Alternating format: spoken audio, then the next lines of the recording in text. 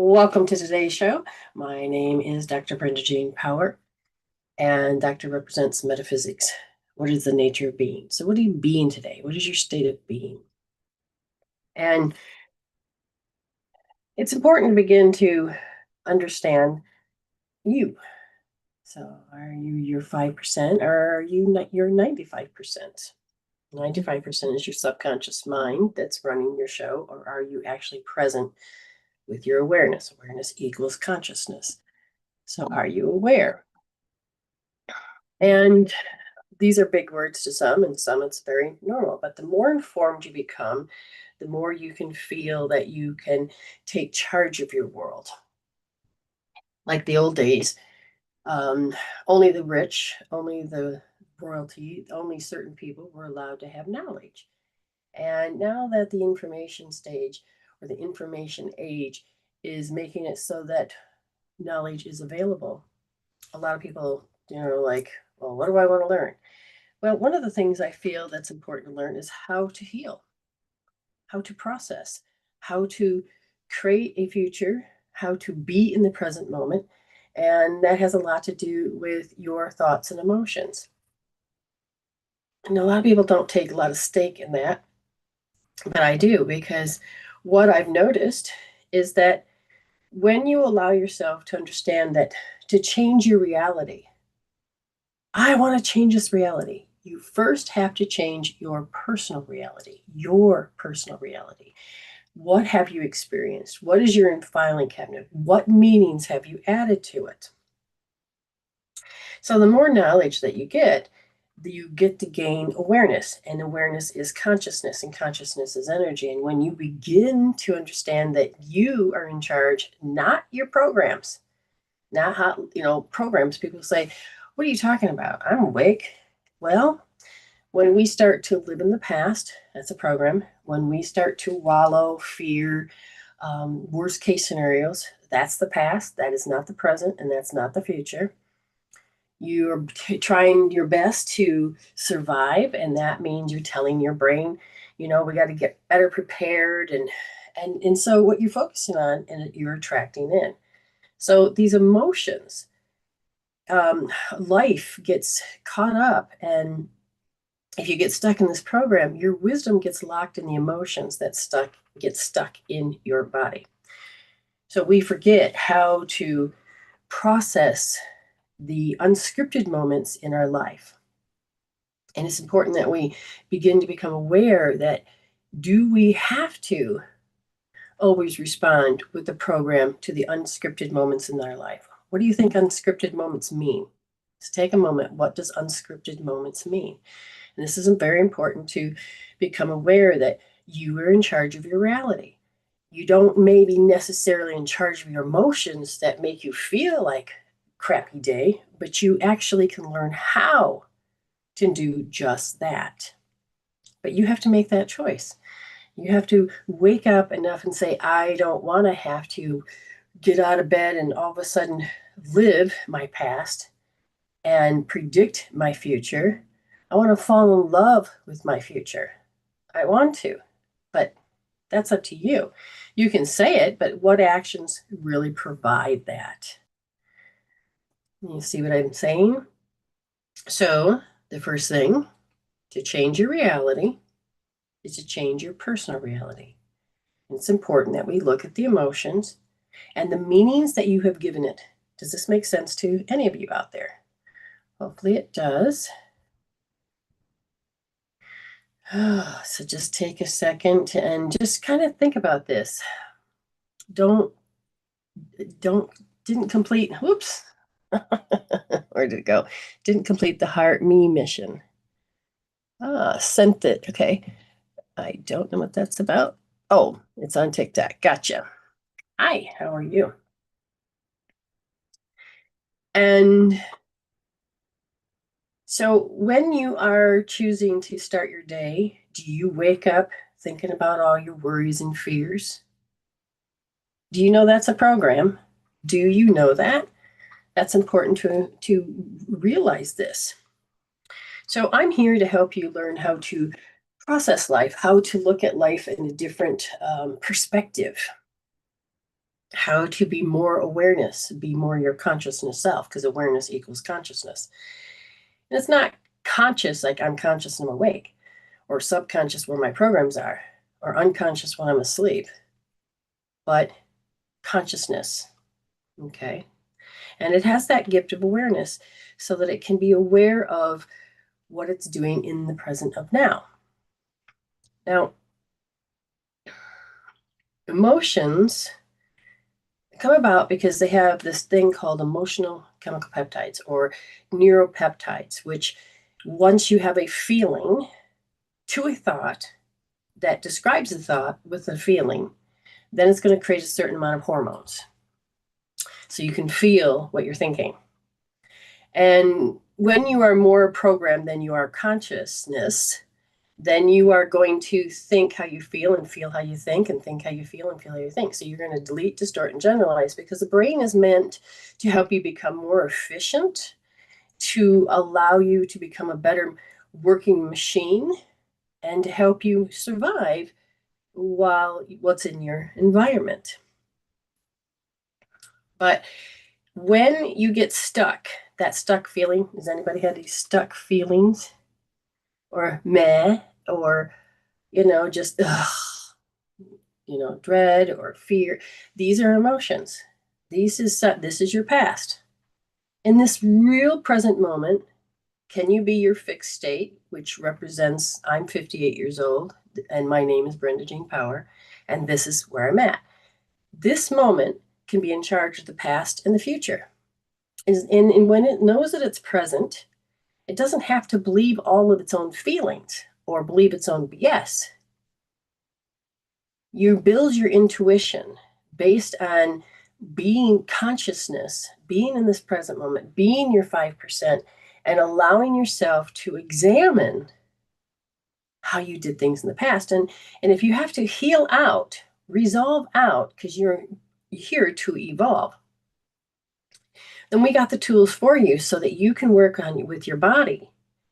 And you can allow yourself to say, I'm done. I can change. I can change. What do you want to change? And it's usually the things that bring you down, the things that make you sick, the things that make you worry. Stuck feelings can keep you from moving forward. Absolutely. It's because I consider those as a wedge, because you can't stop focusing on that. So you can't ever see the future. But then you take that moment and you pull it from the past and you keep repeating the same feeling, the same chemical peptides, and you're addicted to yourself. And so then you can predict your future. So I help people predict their future by helping them see how they are, but I also give them a tool so they can change how they can do that future self. So you want to rewire the brain. You want to change your personal reality. You want to create a new reality, but most of you don't know how to fall in love with the future because we have been such in survival mode that we keep being the program. Okay. Now, I took a few notes and I wrote them down because there was just a lot going in my head, and I wanted to be able to put it in more clear words, just in case some of you have been listening to me and have not quite got it. Let's see if we can create a different scenario. So, how to process. And you were usually left alone to your own devices when you were little. Okay. Somebody was busy or somebody didn't know how to process themselves, or there's unscripted moments. Do you know the difference between scripted moments and unscripted moments? Let me know. Write it down. Oh, hi. How are you? Good to see you. It's always good to see all of you. So, scripted moments are your routines, are your daily thoughts, your daily worries, the things that you've already done. The unscripted moments are when you're doing something and out of the blue something happens and you're like, why? Okay.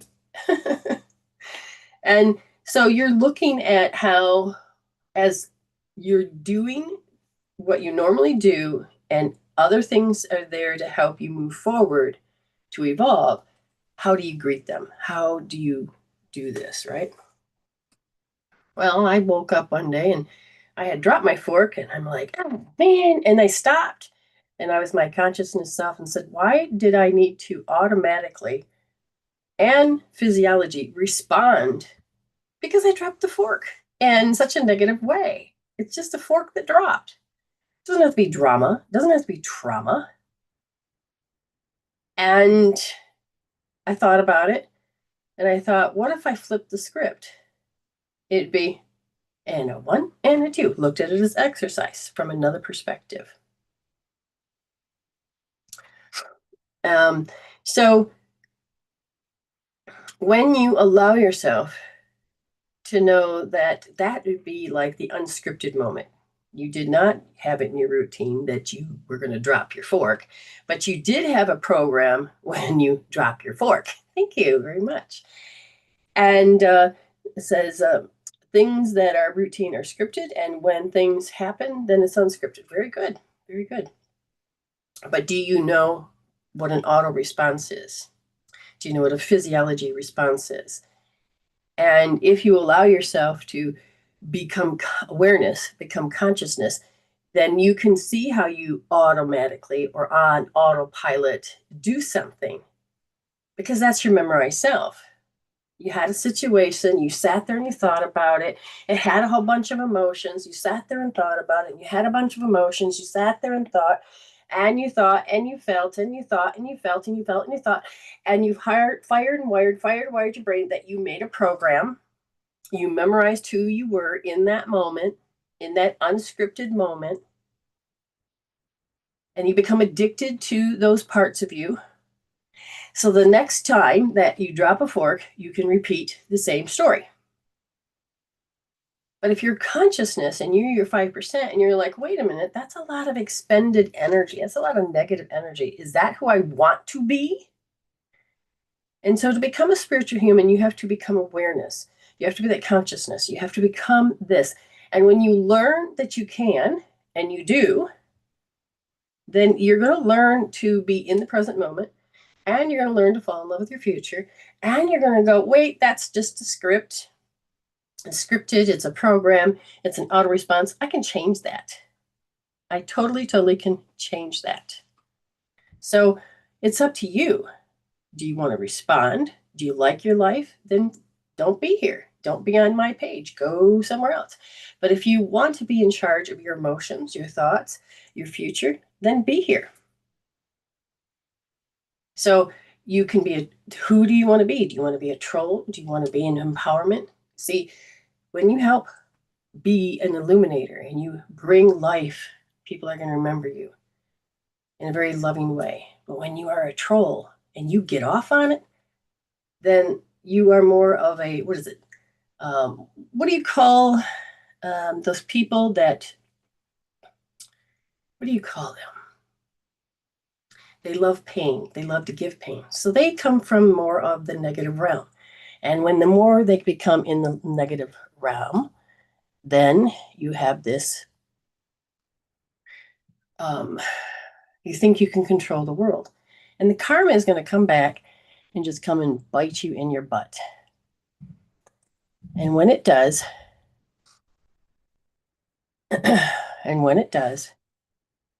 you're going to be wondering why life is treating you so shitty. It's because what you put into it. It's what you get out of it. Okay. Masochist, thank you. And what's the other one? But if you realize and you're thinking, oh, this is fun, trolling people. This is fun. I can make them have pain, or and you're getting your jellies off while hurting somebody else. You're treating them like an object. Hi, Zale. Sadistic and masochistic. Very good, very good. Yeah. So somebody else needs to start monitoring the Dr. Brenda one, because anyway. So it's up to you how you want to do things. So why am I here today? I'm here to help you understand a little bit more that when you are in a worry, fear aspect, negative aspect, you're living in the past and you're preparing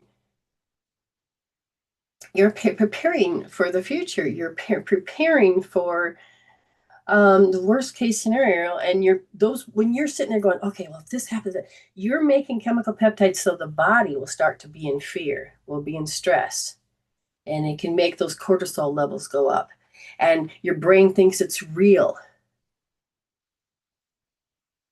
Is that what you really want? So I'm mindful. If I am in fear, I'm going to use a tool like EFT or OMG or all these other wonderful tools to help me get out of that state that's making my body sick, that's making my life sick and toxic. You got to choose. And if you're creating your future and you're excited and you're only up, maybe let's say up here in your head going, yeah, this is going to be good, this is going to be good. But the program deep down is going, oh God, I can't do it, I fail. And all of this, then your body is going to make those chemical peptides and it's going to say to the future, I cancel you. I cancel all of my great orders. Now, I have been in so many situations that I'm like, for instance, I will sit there and I will be happy. I will be my consciousness self. I will be in the present and I will be in love with the future. And stress is, not necessary. Drama, no, not necessary. But if you get too happy, you're going to get people that are still stuck in their programs that are going to bring you down because you're going to be out of sync. And when you become out of sync, then their issues will look at you and somehow more chaos will happen to the point where you will start to doubt yourself. You will start to not believe in yourself. You will begin to believe that what they say is truth. And then when you get in all that shitty state, they're happy again. Not because they're mean, it's because they can't see you. And because they can't see you, they haven't evolved. And therefore, it looks like loss. So we have to begin to become aware when we do that. So we have to be responsible for how we make other people feel to some degree. Okay. We have to make that choice to how we want to show up. So as I teach you how to become a spiritual human, how to look at the fact that when you have these emotions, that you can measure them, that you can decide if you want to keep them or if you want what you want to do with them. Understand, the more negative it is, the more karma issue you're going to have. And that is not always a pleasant thing. So I'm teaching you how to step up to this moment. And it's unscripted, but yet you also have a program in the past that says if it's unscripted, I'm supposed to act this way, in a very negative way, or very sad way, very bitchy way, very misery way. And your body's making all these chemical peptides because you've been here before. It's memorized the past. It's memorized it, so that you could delete, start, generalize, and be more prepared for when crap happens. But that only hurts the physical body. Maybe not only hurts the physical body, but it hurts the physical body because the body is saying, I want to be healthy and strong. And what it does to your fascia, because if you remember, was it Emoto? I can't remember his first name, the one that says there's messages in water. And water cells that represent love are healthy, it's beautiful, and ones that represented hate or fear was broken and dismantled. And more studies are being done on your fascia. And fascia, if you watch it, it's fluidity, it's moving. And it's like water dripping. And if you turn on your faucet and water comes straight down, and you take and let's say you put a frequency, a high note, and you turn it up, the water will change its shape. Okay. Now, our fascia is everywhere. And when we have a frequency of fear or frequency of something else that's less than love, our fascia can change shapes. Now, as we age, it's just leveling up and it's a number. But because we don't do anything with the emotions and we don't do anything with the water in our body, and we don't change those motions, those frequencies, our body has to then take shape to those emotions, to these thoughts, to these beliefs. And old age happens because after a certain age of the body, you're now in charge of your fascia. You stop growing. Now it's you that has to be responsible about how the fascia is. So we're not taught this. And so we can learn from people that lift weights and exercise and move the body, because the body requires you to take it to the bathroom, to get it washed, to relieve itself, to get some sleep. This organic suit needs you to be your 5% and treat it in a very loving manner. It can't help that it doesn't judge, but you sit there and think in a negative situation, sad situation, believe your own BS, and you change the shape of your fascia, and everything gets tight, everything gets to the point where it's like nothing's moving, and you have old and creaky, and the body is saying, well, this is how you're shaping me. Now, moments ago, a troll had come onto the page and was going, oh, is this a sleepy class? Is it? And as they're saying this, laughing and giggling, hoping to get a response out of me, so they see me as an object instead of see me as a human. And they probably grew up in a world where it's fun to manipulate, troll, and to hate, and maybe that's how they get their energy fed. But did I have to fall for it? Did I have to believe their truth over mine? It's up to you. I don't know them from Adam and Eve. I don't know them. But why does that have to be the truth? Because negativity rings at a certain point. So interference patterns is all you get in the world of science. It's like interference patterns. You'll either be in sync or out of sync. And if this person is really putting this negative frequency on it, you'll be really out of sync, but they'll be lofty. But if you learn how to do tribal basics, that is to move the energy and basically figure eights and change the energy field, you start to balance all of your fields, and the field is what dictates what you're going to see. So what do I mean by that? Is that the morphogenic field, and Sheldrake used to talk about how if you were to have a finger missing, you would have energy that said that there was a finger that was supposed to be there. Cutting off leaves on a plant, there was energy pattern that's there. And that's the field. You literally can see the field. And so like when you put in to regrow things or to develop in the cells, it is what the environment you put in that all of a sudden changes the field.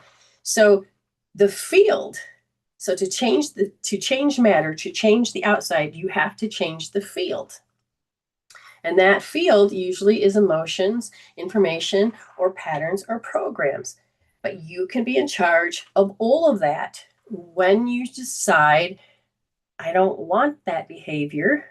But you have to use intention to change that behavior, because your behavior matches your intention. So if you're sitting there saying, I like you, and yet everybody can feel this vibe, your intention is you have hate or you have this, but it does not match. The energy doesn't match, and people are going to feel it.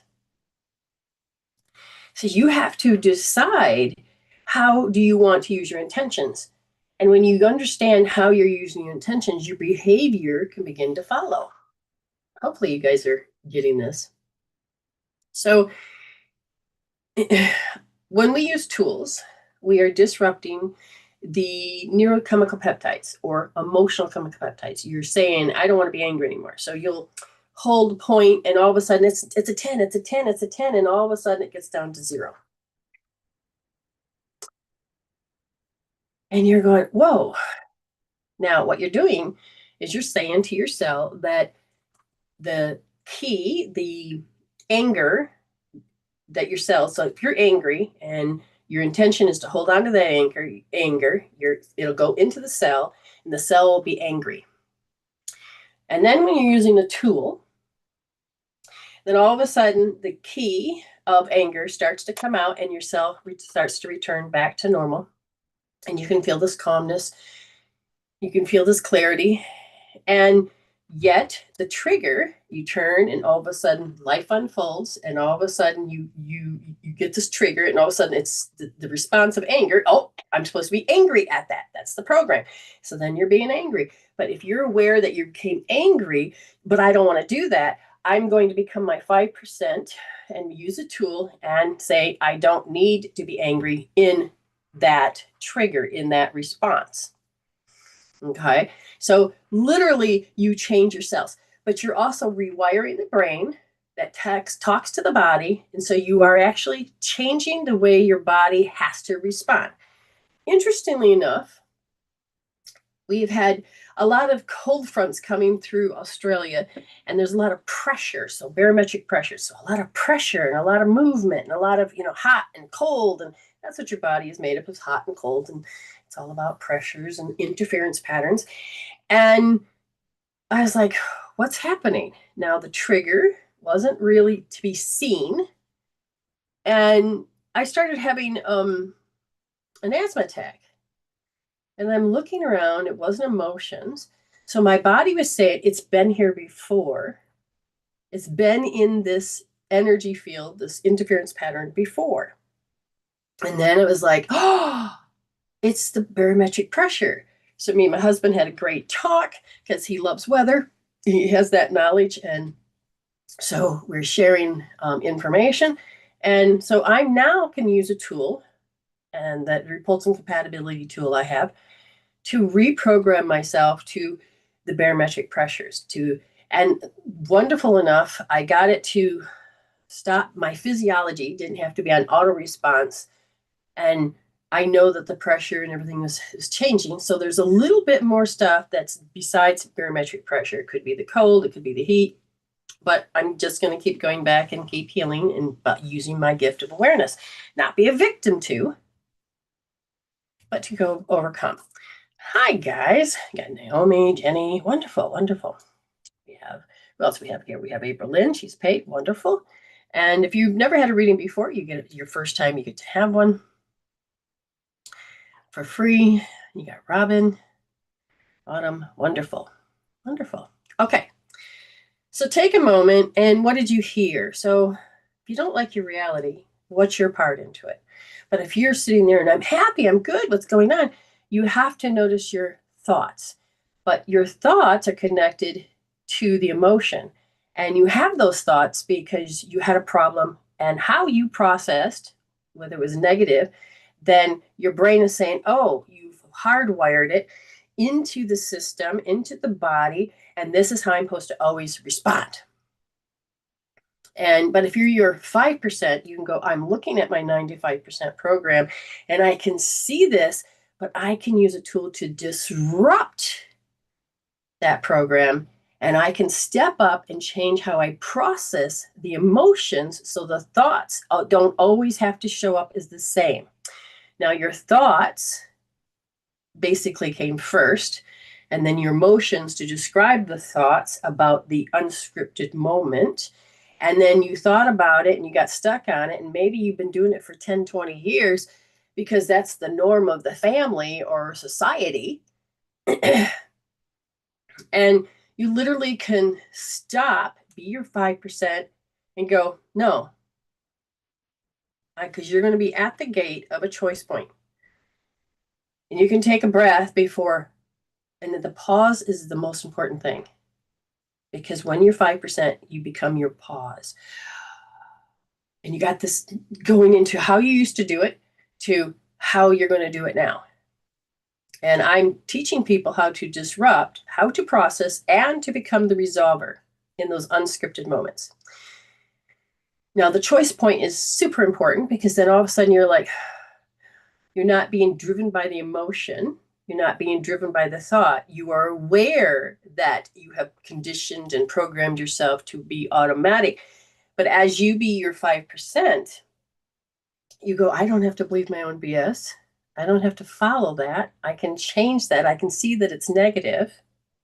Now I get to change the field. Now I want to change matter. I want to change all of this. But in order to do so, as I'm my 5%, I need to change my field. So I'm holding space as whole.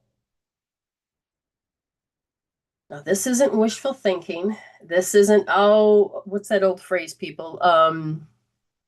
Fake it till you make it. I think that's what it is. No, your 5% is your awareness. Awareness equals consciousness. So you're being your consciousness self, using your gift of awareness so that you can change the state of being. And as you stay your 5% state of being, you get to dictate to your nerves about what emotional chemical peptides, what hormones those emotional chemical peptides are going to produce. You get to stop. I don't need to respond that way. I'm going to change the field. I'm going to learn how to hold space for myself. No matter what's going on, And it's that story that I tell about the fisherman in the boat. And so every day, all the fishermen go out, and most of them come back with absolutely no fish. But this one fisherman comes back with tons of fish, makes a boatload of money. And so they're like, well, how's he doing it? How's he doing it? So they began to spy on him. And they noticed that he wasn't where they were. He was over there. Well, we don't go over there because that's a dangerous place. So they watch how he gets in his little dinghy, goes out, and he sits there and is in the roughest parts. You see this boat swaying, about ready to hit the rocks, and it doesn't, and this and that. He's hauling in fish. Well, and they're noticing that he's not spastic, upset, fearful. How's he doing it? You know, it's like, but yet they couldn't wrap their heads around it because how they would respond, they just assumed he was going to respond the same way. So they asked him. He goes, oh, well, I'm the calm among the storm. I don't pay attention to that. I have a job to do. I'm going to catch fish. He doesn't let the environment dictate. He learned how to find the rhythm within the storm. And that's what you need to do. Okay? That's literally what you need to do. So you get to be the field. You get to change the field. You get to do this, which then the environment then is you. Not the environment. You get to dictate the field that's affecting your matter. When you build up your Wi-Chi, which is the energy field, your spiritual immune system, when you use tribal basics and you are responsible for all the layers of you, your orb, your space, and you consciously are choosing to be your 5% to hold space for yourself, and you see yourself whole and you have the answers and everything is great, no drama, no trauma, and life starts working out great for you. Now, like I mentioned earlier, you are going to be you, and people that you resonated with before are going to start having issues and are going to want to pull you back to their environment, their frequency, their reality. And if you love them, you won't realize that you are going to morph into become their issue and believe that, yeah, life is shitty. And then you start putting this negative stance, stop believing in yourself, and you just show up as a rotten, oh, life is rotten. But you still can wake up and go, wait, I don't want to do that. You're going to be, the relationships happen all the time. Some I've had to grow out and away from. Not that it's better. It's just that my choice was I didn't want trauma, drama, negativity. And I no longer was in sync. That isn't saying they're a bad person. Two great people can't work together anymore. So as I'm looking, I don't have to judge them. I'm using discernment. And I realize I don't need that. And I'm okay to lose my family and friends. Doesn't mean they die. Just means I'm moving on. And this is where old belief systems oh, you're not a good friend, and use guilt and shame to pull you back because they haven't processed. They don't want to lose you. It becomes very selfish, but they're not selfish. It just becomes the way that they know how to process is to feel lost, to feel that they can't do this, or they'll go into sour graping. And most people will sour grape and complain so much about, let's say, a person gets education and now they don't talk to their old friends. And I've watched this scenario for so long, I finally got a lot of understanding on it now. Or if a person becomes rich and they start living that lifestyle. So a person, no matter what's going on, helps them evolve. And the person that doesn't get to evolve with them, they're going to complain, they're going to tear down, they're going to gossip, they're going to focus on how much that it's their problem. And because they can't get you back because you're like, no, I don't want to be, I want to be greater than that. So people use it to soothe themselves. They say these words to soothe themselves. They'll complain about a person so they can soothe themselves. There's a great amount of soothing in sour graping and negativity and whining. But what you don't realize is that you can't change them or the environment or their behavior. And so therefore, you feel like you're missing out. You feel lost. You feel, but it's up to you to decide how do you want to respond to this. And when you start noticing that you enjoy whining, you get to change that behavior by changing your intention. So if I don't want to be that negative, icky feeling, the chemical peptides that make me feel rotten or whatever, I get to change my intention. I can learn to accept and suppress, but that's not how I want to do it. I can heal it out. I can change the emotions, I change the thoughts. And every time I change the emotions, the thoughts become greater, and then you become greater than your own personality.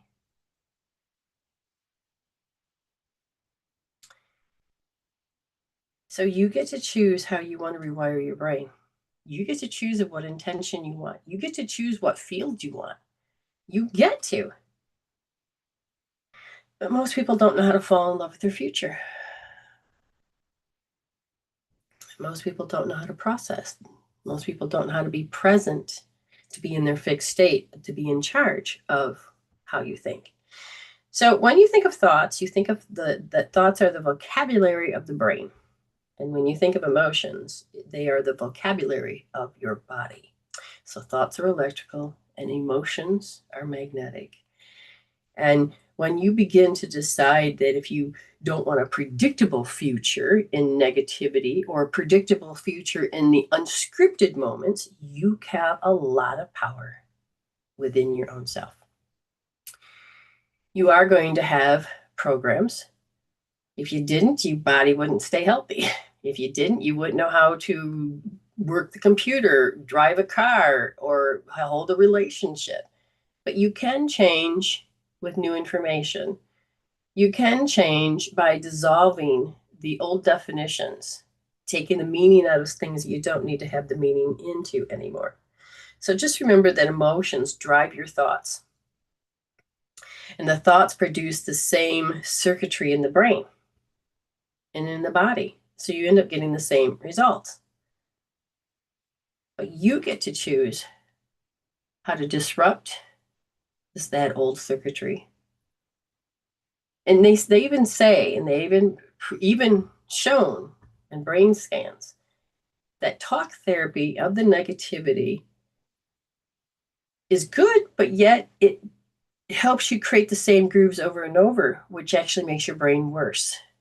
But when you start adding tools, healthy tools, like OMG, EFT, what is it that does the eye thing? NBR, no, something, it's 4 letters. But what happens is because, and what is the 4 letters? But they represent the ideas that when your eyes go back and forth, it's like REM sleep. So you're awake while you're processing, but it still makes a certain amount of chemical peptides. But if you get to change the emotional chemical peptide that are tied to that level of thinking that keeps producing that same type of karma, and you change it within you, the frontal lobe creates reality. And if you're changing the way the blood flows through the frontal lobe, and you're changing the way your brain is showing up, and you're changing to become more your higher self, you get your willpower back, because your will is in all those things. You accept, you agreed, and gave your willpower to all those things you don't like. And you keep thinking and feeling and creating circuitry to keep producing the same things you don't like. No, that's not the one. There's like, and it's got an N in it, I think. DR or something like that. I can't remember what the first one is. But you get to choose. Remember, emotions drive the thoughts, and emotions can also help you become motivated.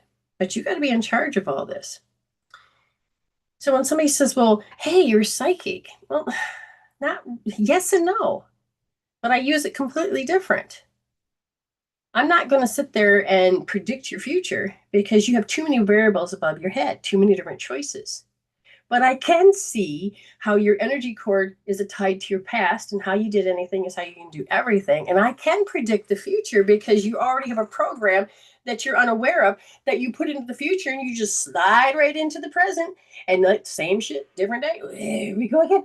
But if you wanted to change the future, you need to change how you use your gift of awareness, which is your consciousness, and show up as your authentic self. So you can look at the past and go, oh my God, I got to re-raise my littles. I got to integrate my shadows, and I can change my definitions. You get to. Your authentic self gets to. It isn't about war. It isn't about who's the hero. It isn't about looking at an enemy. When you see somebody showing up a certain way, you do not have to match and mirror and lose who you are and let them be in charge of the whole thing. You can still remain your higher self. You can learn to walk it, talk it, breathe it. So live it. Was it, how do I say it? Walk it, talk it, breathe it, dream it, imagine it, be it. I feel like I'm missing one. But yes, this isn't just like, ew, she means a spiritual human. I got to go to church. No, not doctrine, not dogma. Fall in love. Get that heart-brain coherence. We don't want you to just be a program. You need to create programs, but you need to create healthy programs.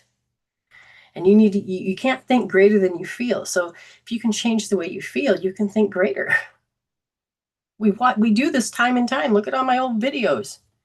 People do it all the time. And if you can keep replicating it, then you can begin to change so many things about your life. So just remember, the end result to an experience is emotions. You summed it up, that experience. But that's not resolving it. That's a conclusion. And when you start to think about your problems, because they're unresolved, continued stories, then you're going to produce the same feeling, the same emotions, the same chemical peptides, and induce you to be conditioned to be in that space, whether it was 20 years ago, and you are being that. So you will be that age of thinking, you'll be those emotions, and you won't evolve. It's time to stop. Be at that choice point. Be your 5%. Disrupt the emotions. That changes the thought. Become greater than your thought. Become greater than what you feel. And then you'll be able to live it, breathe it, walk it, talk it, dream it, imagine it.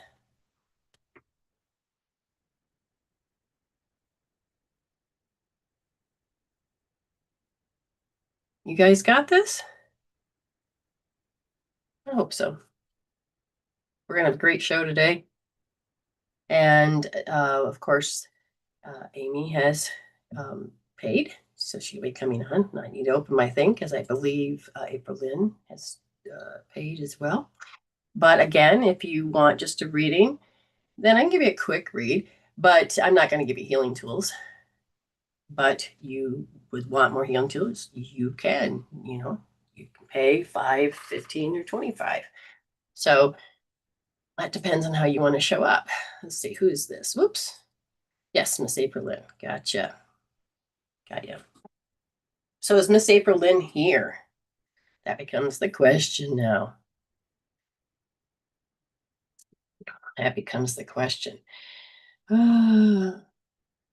Sometimes she's here, and sometimes she gets up so early before the butt crack of dawn just to, good work. More power to her. Yeah, no, I did third shift. I don't really know if I could ever do mornings. I don't think I'm built that way. Just rather stay up all night and do it. Um, but how are we doing? How are we doing?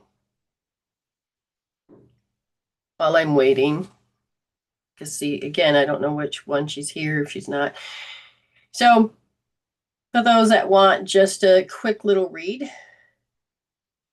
without healing tools, I would be glad to give you one. We're going to try something a little different. This is what Spirit told me. So no healing. You just want a quick little read, and we can do that. Just remember, you can heal. You can change your belief systems. You can change your emotions, your thoughts. So what Joanna, CIAK. So have I read you before? Even if I haven't, I'll give you a free reading. But even if I have, I'm just not going to give you healing tools or give you healing information. But I will give you information that you can heal. So if you would like one, so Autumn, is that a yes that you wanted just a quick little read for you? You have to give me permission. Okay. Again, waiting for Miss April Lynn. I didn't see her. Yes. So Joanna, would you like one? Yes, no? Just a quick little read. Because I used to do minute and a half minute reads, but again, no healing tools. Because that's one of the things I like to do is to help people heal. But I've noticed that some people, they just, need to be at different stages. What am I looking for? I had a little clock here, and I must have dropped it. Oh, here it is. I have it. Let's see where I've got here. I'll give you a minute read. So Joanna and Autumn. Okay. So, whoops. Not what I wanted. All right. So I'll give a minute and a half. People are like, yeah. So Joanna, you can find your reading again on YouTube. First thing I see is you're doing something again and again and again. They're telling me that, oh, I did miss out on something. I did miss out on something. So I said, is your thoughts going there? They said, in my relationship field, I feel this like I missed out. So there's like this feeling that you can't put your finger on, but it feels like, did I miss something? Okay. If you can follow along with that, then what happens is that there says that when you were in a certain situation, some people will make you feel inferior. Okay. They're superior, inferior. And I'm hearing is that you must have been doing something in your life because you're not seeing as many superior people. And so you don't know how to show up for yourself because you are the one that's starting to be superior. And that seems foreign to you. You feel like you're missing out on the fact that you're supposed to be inferior, even though you're like, no, I don't want to be that. But yet your identity has not, so the root of that identity has not changed. Okay. So there'll be a part of you that will like, my brain's got to figure this out. I need to go back. You start making something out of nothing, and it just is so confusing. So you're in a state of transition, and you're in a state of getting awareness to get to where you need to go. Okay. You want to re-listen to the scan, go over to Medicine Woman Soultion. That's Soultion on YouTube. All right, Miss Autumn. Well, there are times that you don't realize that timid is present. You feel intimidated, you feel timid, you feel because you've built this thing where I can be stronger. I'm going to defeat this. Well, in order to defeat something, you have to hold on to the root of feeling timid, but you've been wanting to heal this. Now here's the problem is that will you keep your strength? Well, again, you built a personality around the root of timid. And there's a part of you that um, wants to let go of that root.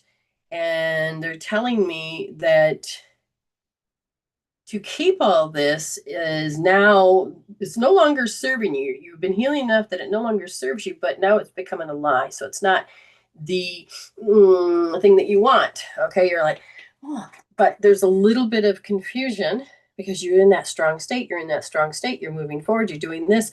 But the part of you is that you're not listening to your little, and your little self, your 8-year-old self feels a little abused because it's like, oh, you're parenting me in that way.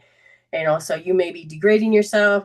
You are yelling at yourself. You're doing something to that little, and you're causing your little to be more overwhelmed, which then becomes in conflict with your brain from what I can see. Hopefully that makes sense.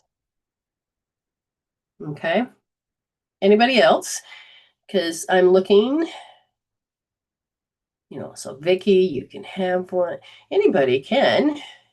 The minute has, it's free, but again, if you want healing tools, then you just let me know because you can do 5, 15, or 25. I am going to just go ahead, and if you want one, then you just say yes, please. I'm going to go over to April. And with Miss April,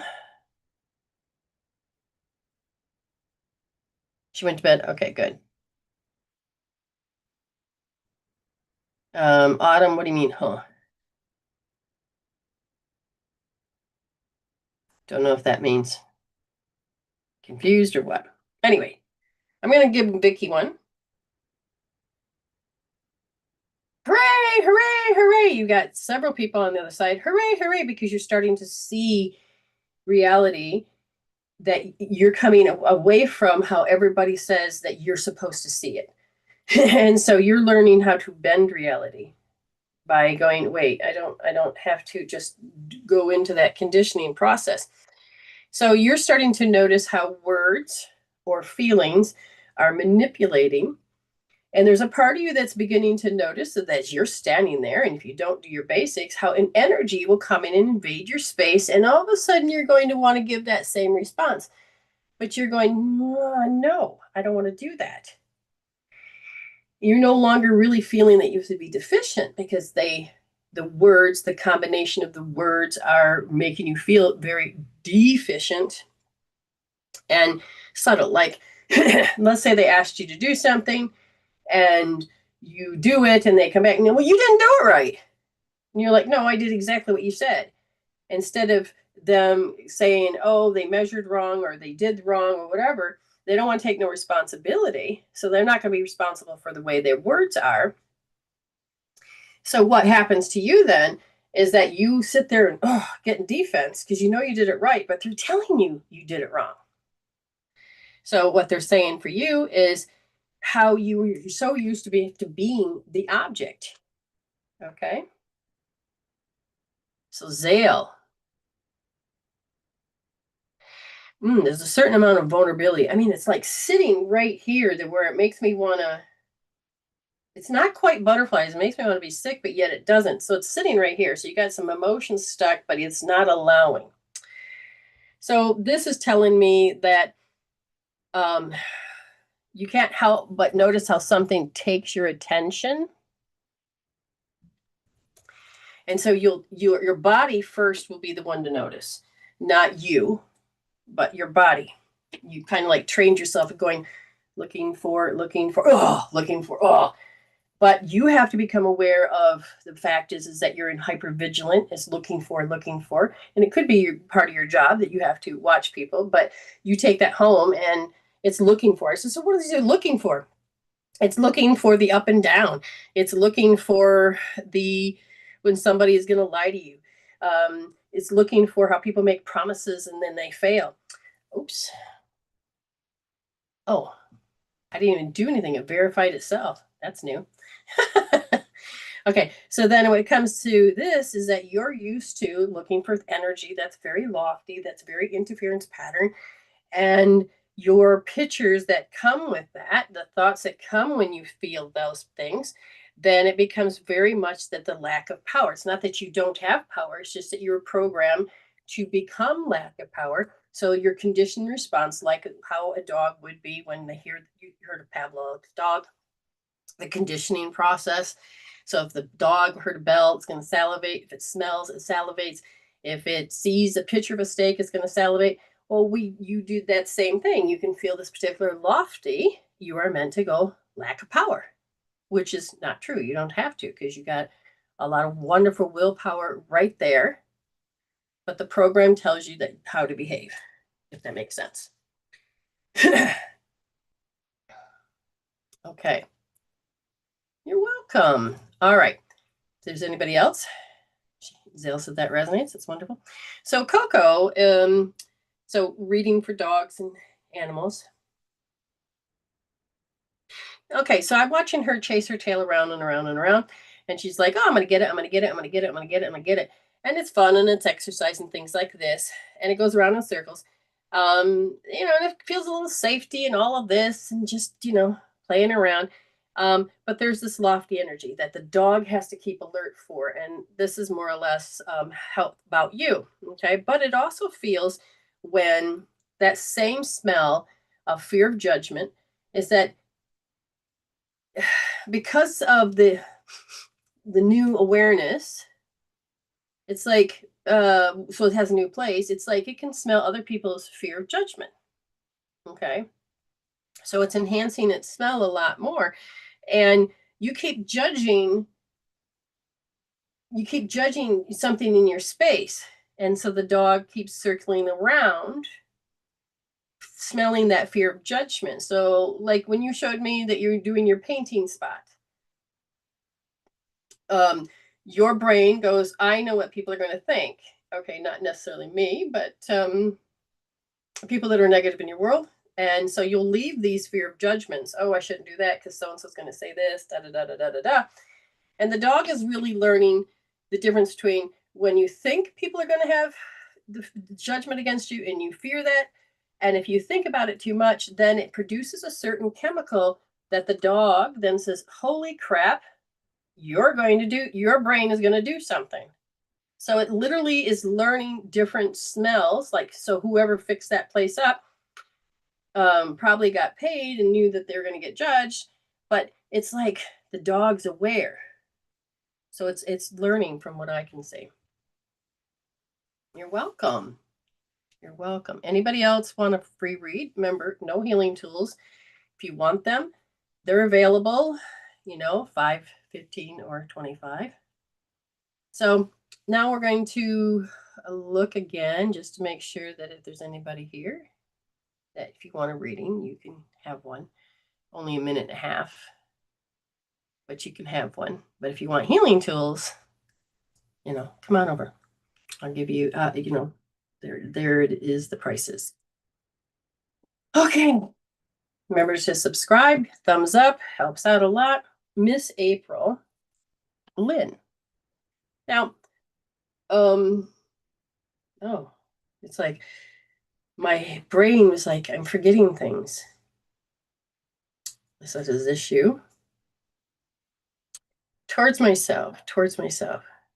I don't want to see the nuances. Okay, so I said, what age are me? So you got age 27 is like, your age 27 is showing me that the repetition that has been happening at that age is like too many egocentric people. So the nuances, the things that are happening, they're so subtle, but yet you're like, I don't want to see them anymore. I don't want to see them more. So then you're not suppressing them as much as you're choosing not to see them. And as you do this, Spirit is telling me that you're diving deeper into, I need to resolve this because I got to live here. I got to do this. And so you have this disconnect from your spirit. So the emotions are driving the body, but it's also creating a wedge between you and spirit. And you're repeating a pattern here. Now, the pattern that I'm seeing is that you had some wounded pride, and it was intentional on their part to wound you to make you behave. And they figured if they pointed it out over and over and over again, then you would behave the way they wanted. So they had to control the environment. Now, that's the familiarity of when you were little and the environment was controlled. Now, I'm looking at your 4-year-old self and feeling that I am very deficient. I don't know how to do it. So how you memorized how to do what you did at 27, you did at 4, was that the nuances you were trying to like, I don't see it, because you didn't, you had, for a 4-year-old, you don't have the cognitive ability, so you would not see it. And then you would just chase your dreams at a distance. I really want that, but I can't. I really want that, but I can't. But you now are in a different state of mind and you're growing. And one of the things I'm seeing is you will feel when you have unevolved people around in your space, will start throwing out that same pattern you knew at 4 and at 27. So 4 and 27, you are wanting to say, I did miss out. I did miss out. And what do you mean? Well, I should have took the action and I didn't. So we have your 33-year-old self that has a little regret. And so it's kind of abusing itself there. So we have this entanglement going on. I said, so really tell me what meridians are going on at this point. And they said, 1, self-preservation. 2, so you got the pericardium and the heart. The heart says, I'm supposed to be fanatical about something. And going to the triple warmer is that there's certain guilt that you're placing upon yourself that you learned as a child, and that you're supposed to guilt yourself. So this is conditioning. What's present? When you have people that have become hysterical or upset or mad or what specific emotion, and they said,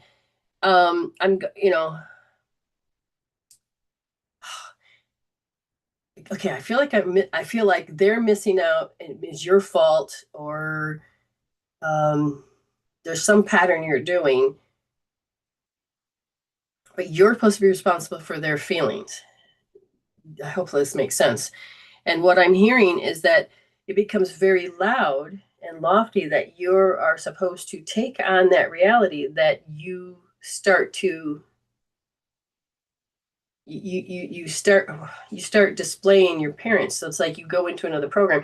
See, now I know April is strong. She'll speak up. She'll say what she needs to say. That's what she's learned. But this is where it's a very specific relationship or specific interaction, because it's coming up and you may not be aware of it,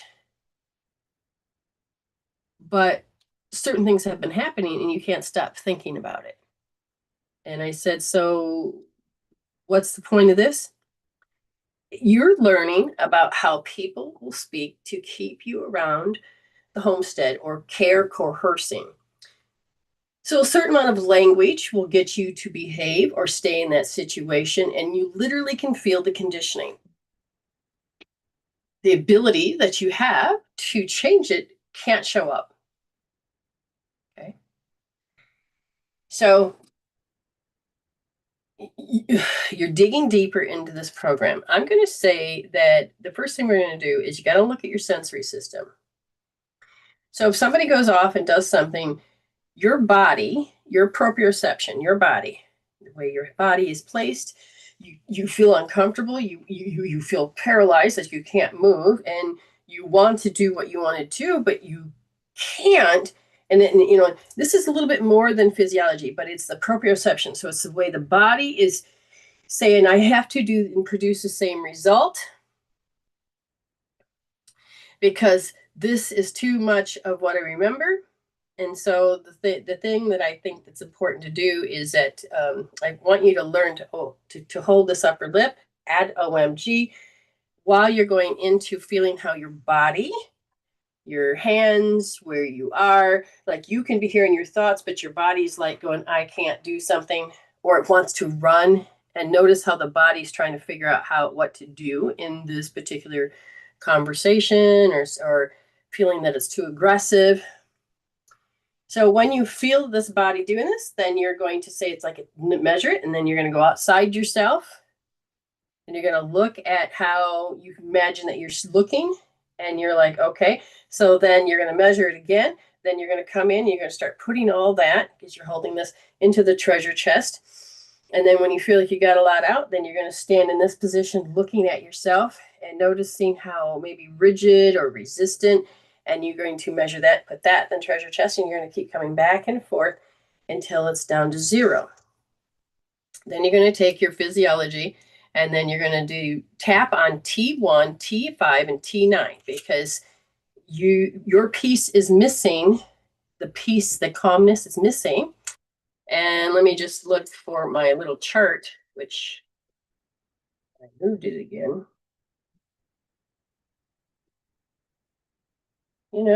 There it is. So T1, okay, what else did I say? T5, and T9. So in that area there. Remember to do the process of, as you're thinking of, what do you want her to think of? That the peace is gone, that you're like, everything's happy, and then the situation happens and you can feel the body and the peace is gone. So breathe in and out as you begin to tap.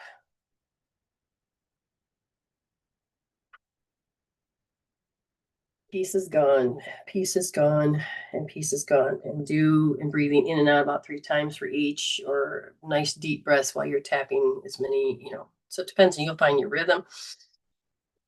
And then when you get back, measure the whole thing. Because the sensory system and the physiology, you have gone through the experience so many times that the emotions are there, but the emotions you don't feel anymore. But the body is responding in the conditioned manner. And we want to get you out of the knee-jerk reaction and into a different space. Does that make sense? Hopefully that does. Hi, if you just joined me, you can have a free reading, a minute and a half, but no healing tools, just a quick read.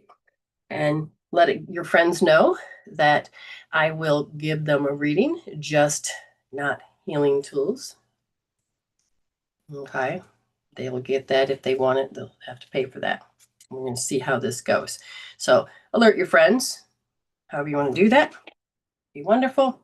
Share it out. Say, hey, do you want a free reading? All right, let me double check, and then I believe we'll bring on Miss Ames.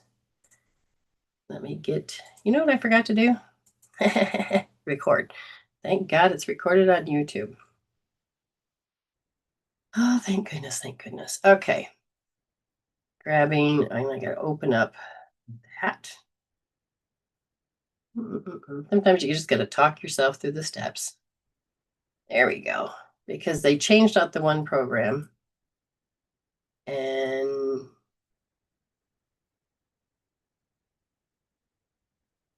there we go. And now it finally opened. There you go.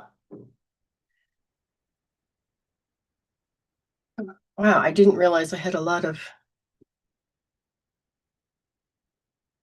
No, I'm good. I'm good. Okay.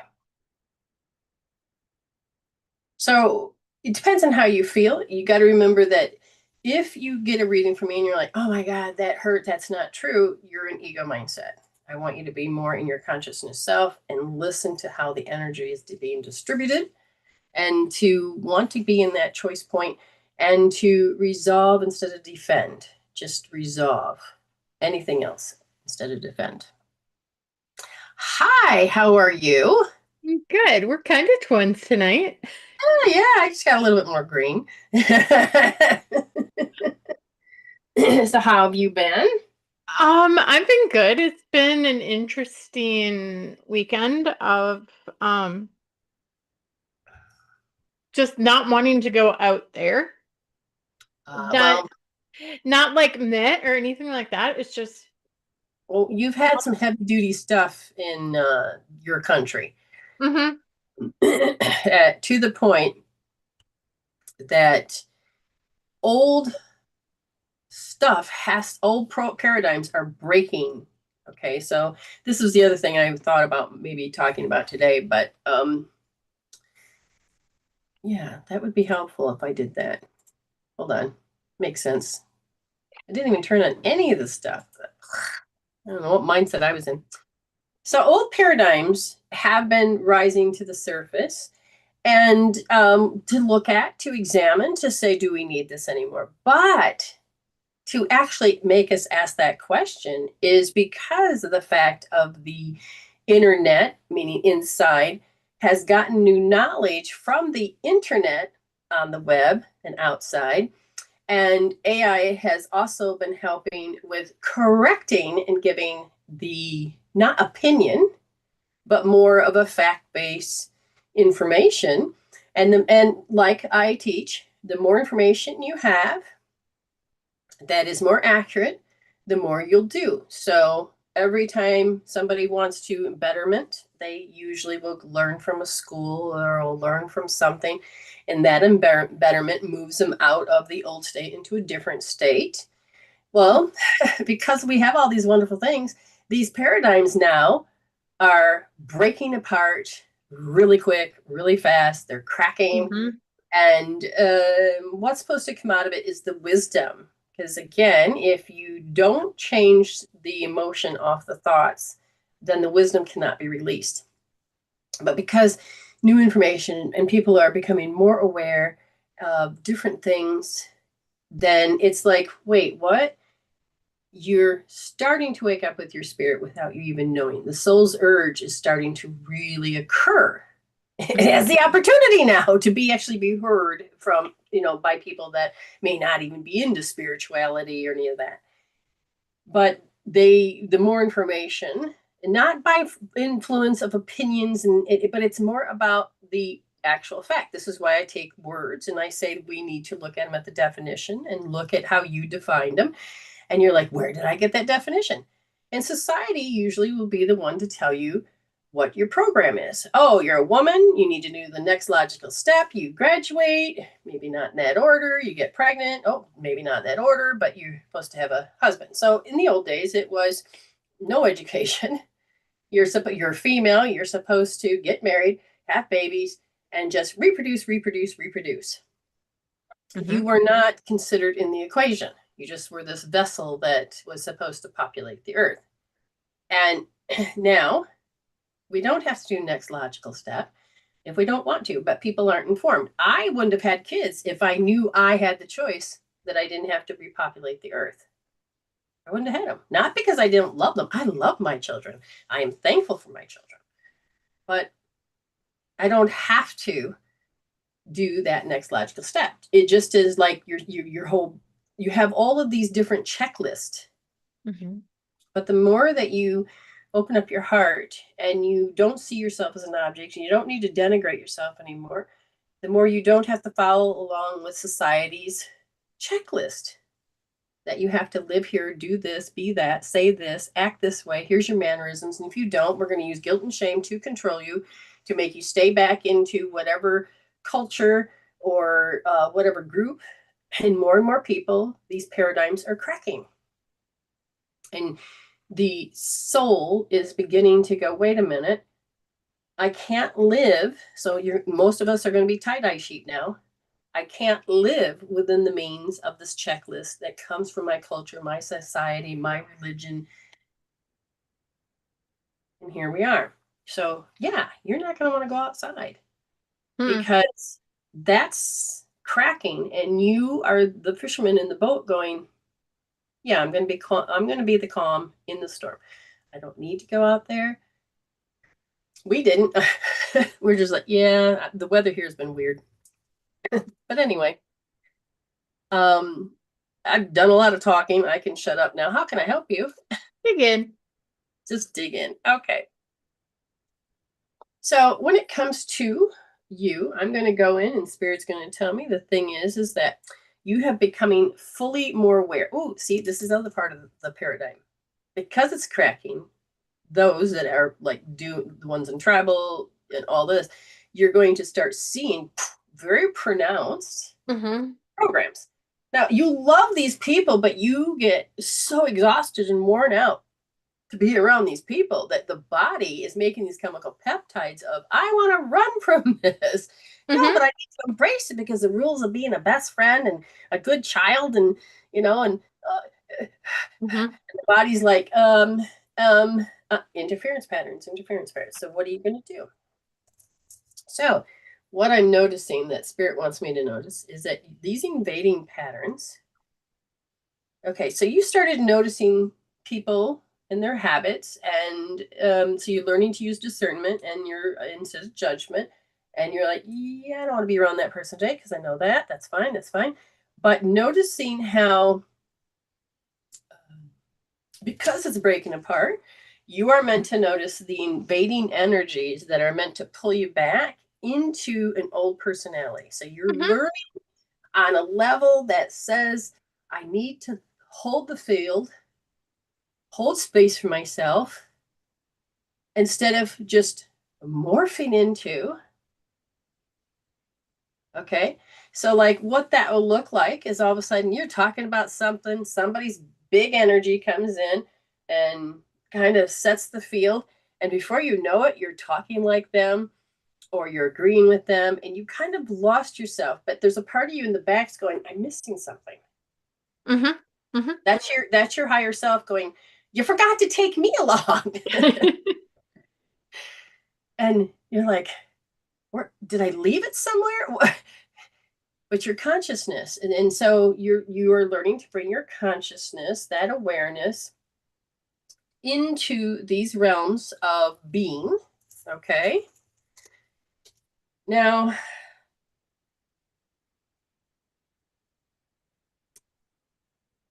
you have to begin to watch your language. So remember how you had to start learning about flippant speaking and stuff like that.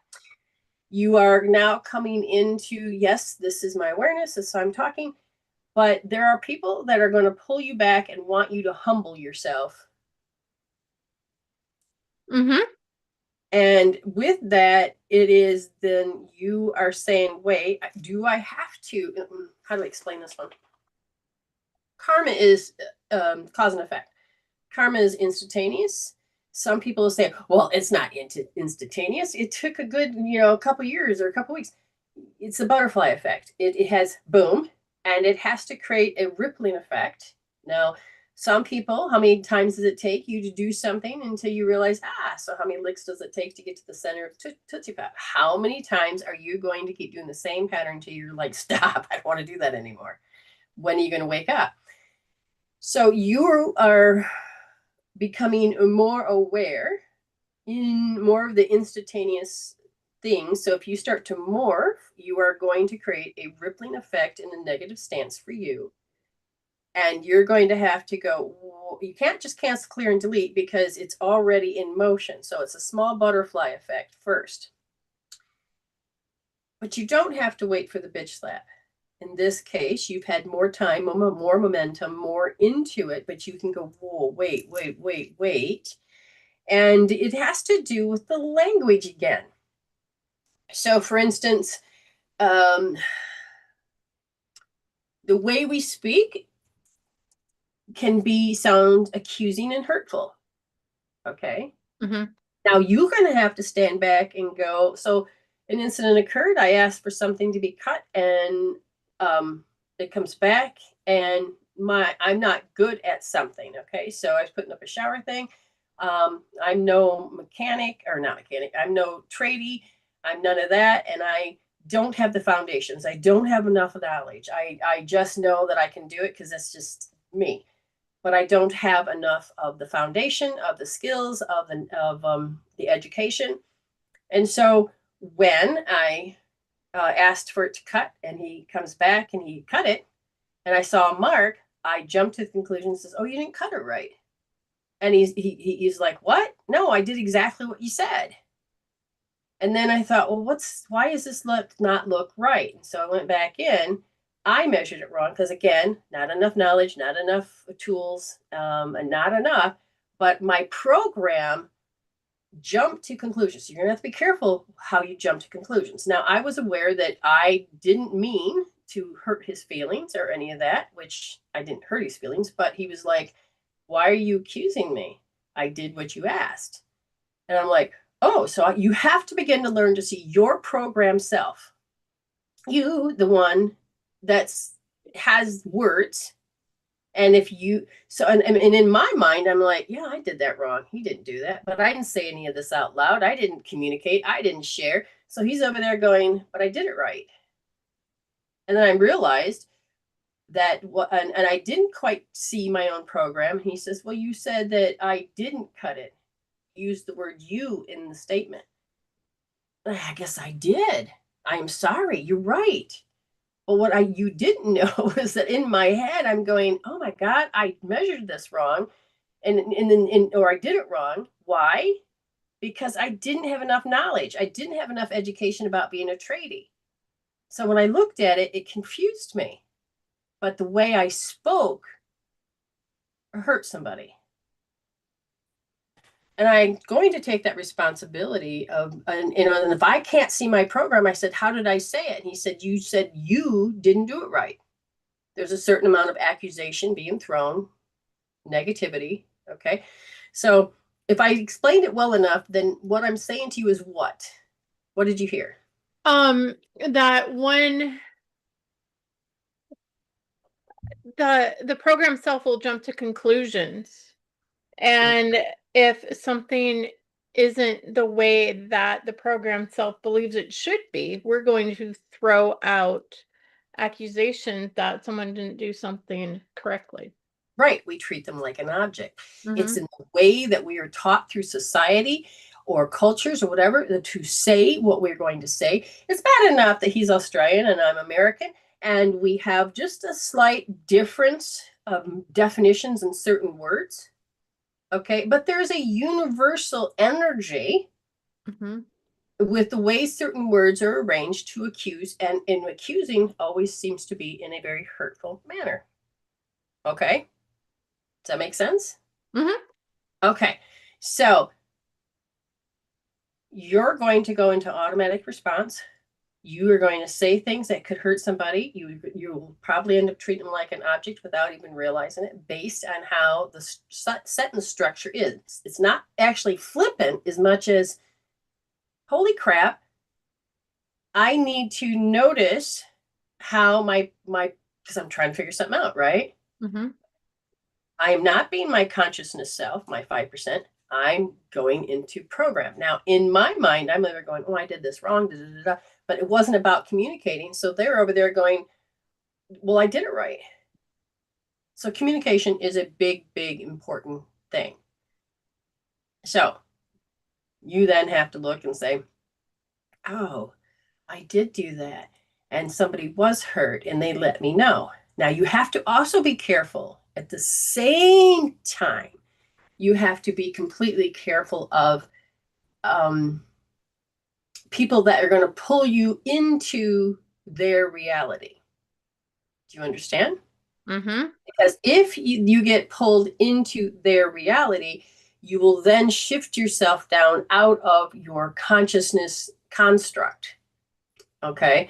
And you become your programs, your integrated self, your, okay. And,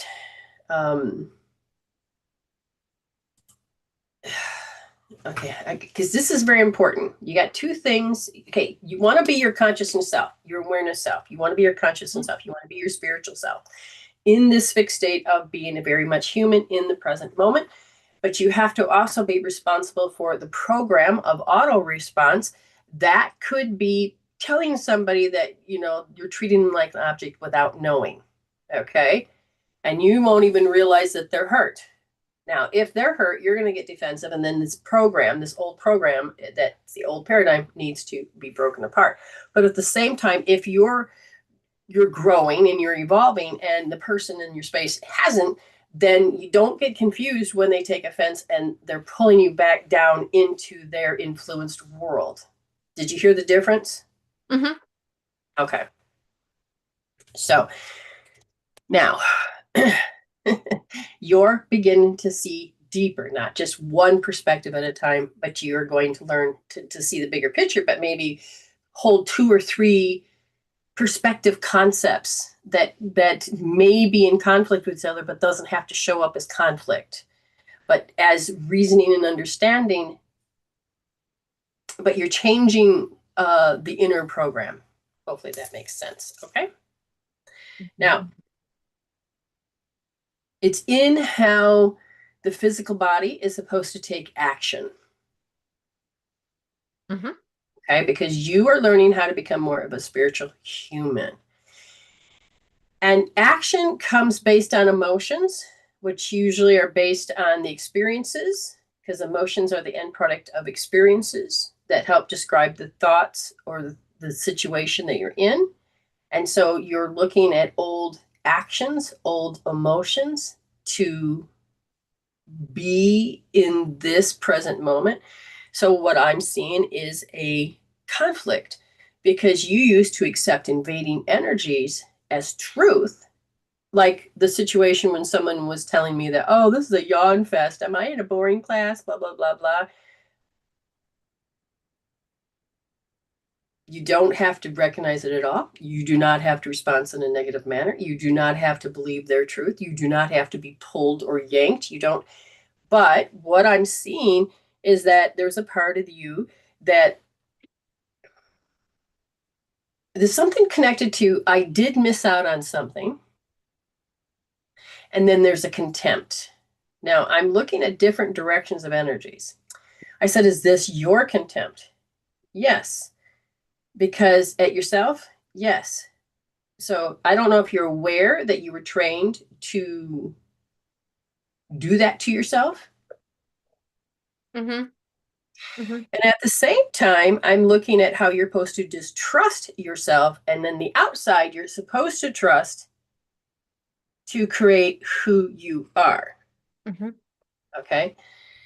So what's coming up is that you're noticing that you do not have to be addicted to your personality. You don't have to be addicted to your behavior. You don't have to be addicted to it. You're learning to break up that addiction. So what creates you to be addicted to that? And that is when somebody says something that makes your, where did my happy go? Mm-hmm.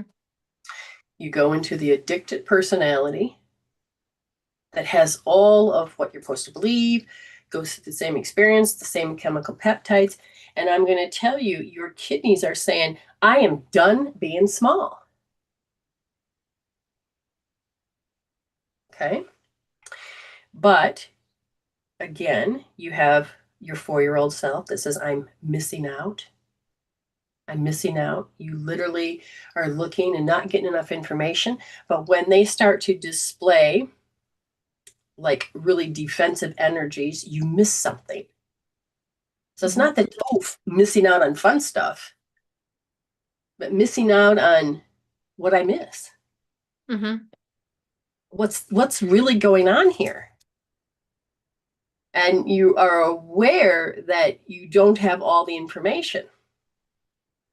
And so you are supposed to, you feel this, I missed out on something. But at the same time, you are learning how to trust yourself. But your little only was taught to trust the environment, trust others. Now, those others are dead, deceased. And it's like, I haven't changed that identity, which is what you're in the middle of doing right now. Mm-hmm. But these energies that are lofty, like you got from your parents, that's the familiar. But it's not the same familiar because you're going, did I miss something? Why do I have to? Or why am I? So it's a different form of missing something. So you're also changing your ego intuition and raising it up your spiritual intuition. So you are in the middle of the fine line in certain areas. So you can move into a higher. Okay, so you're nodding, your head's about ready to fall off because it's nodding so much. So, okay. Is there anything particular? They said yes. I don't have a lot of time right now, but this is you're redesigning relationships through your chakras now. So the first 3 levels of your chakras are your data centers about how you're just supposed to be an auto program. Now the second chakra and the 9th chakra, the information is going to come through the template that's coming down, is no longer having to be deficient. So you're getting a different set of information that's coming down. So your second chakra is basically about saying, I have to change my identity, because the old one was, I can't behave the way I want. And then it was, well, I can't. Without you, I can't. So the variable of the thing that says you have to have in order to be is gone, and you haven't transitioned. But now you're starting to realize, wait a minute, I can, even without you. But there's a strong attachment. Mm-hmm. That makes sense? So without aware of it, your history, your environment, the karmic debt or the karma of cause and effect, the way that you're supposed to keep creating that same karma, your soul is saying, no, stop. So this isn't just a straightforward healing like I could, with your SP and DS and EFT, but this is your sensory system. So the body, the proprioception, is saying, when I'm around certain people, my second chakra says in the scalar field, you're supposed to dictate to me, so I know how to behave. But if you're not there, then I can't. But the new information is, I don't have to do that. Mm-hmm. Mm-hmm. But it's breaking up with the language that you're sending as well as they're sending. That's a lot that you're doing, but I know you can comprehend everything I just said. Mm-hmm. Yeah, I know everything that you just said, and I can't publicly, I cannot say anything, but yeah, everything you said makes absolute So sense. I'm going to give you a few extra minutes. Hold L3S, because I want you to stop yourself from building false realities, to soothe yourself. I don't know when I said it, but during this broadcast, I said that we have to use sour graping, we have to use negative thinking, we have to use old patterning to soothe ourselves, because somebody else is dictating our field. Like, I want it done now. No, you can't. You have to actually wait. Well, you know what I'm saying? Mm-hmm. We don't need you to build false realities to soothe yourself. Or you don't have to listen to other people's false realities to accept that you have to be this or that.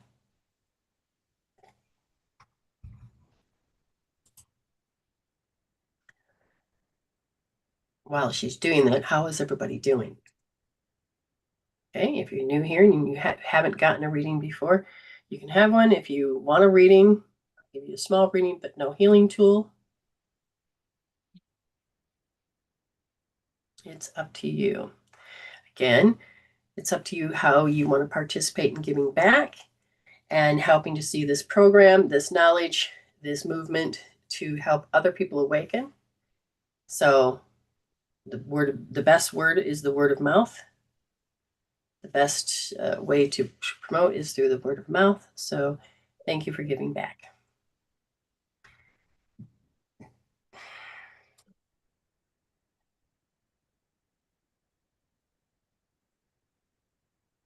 And I would so love to know the juiciness in her thoughts, because they're just going.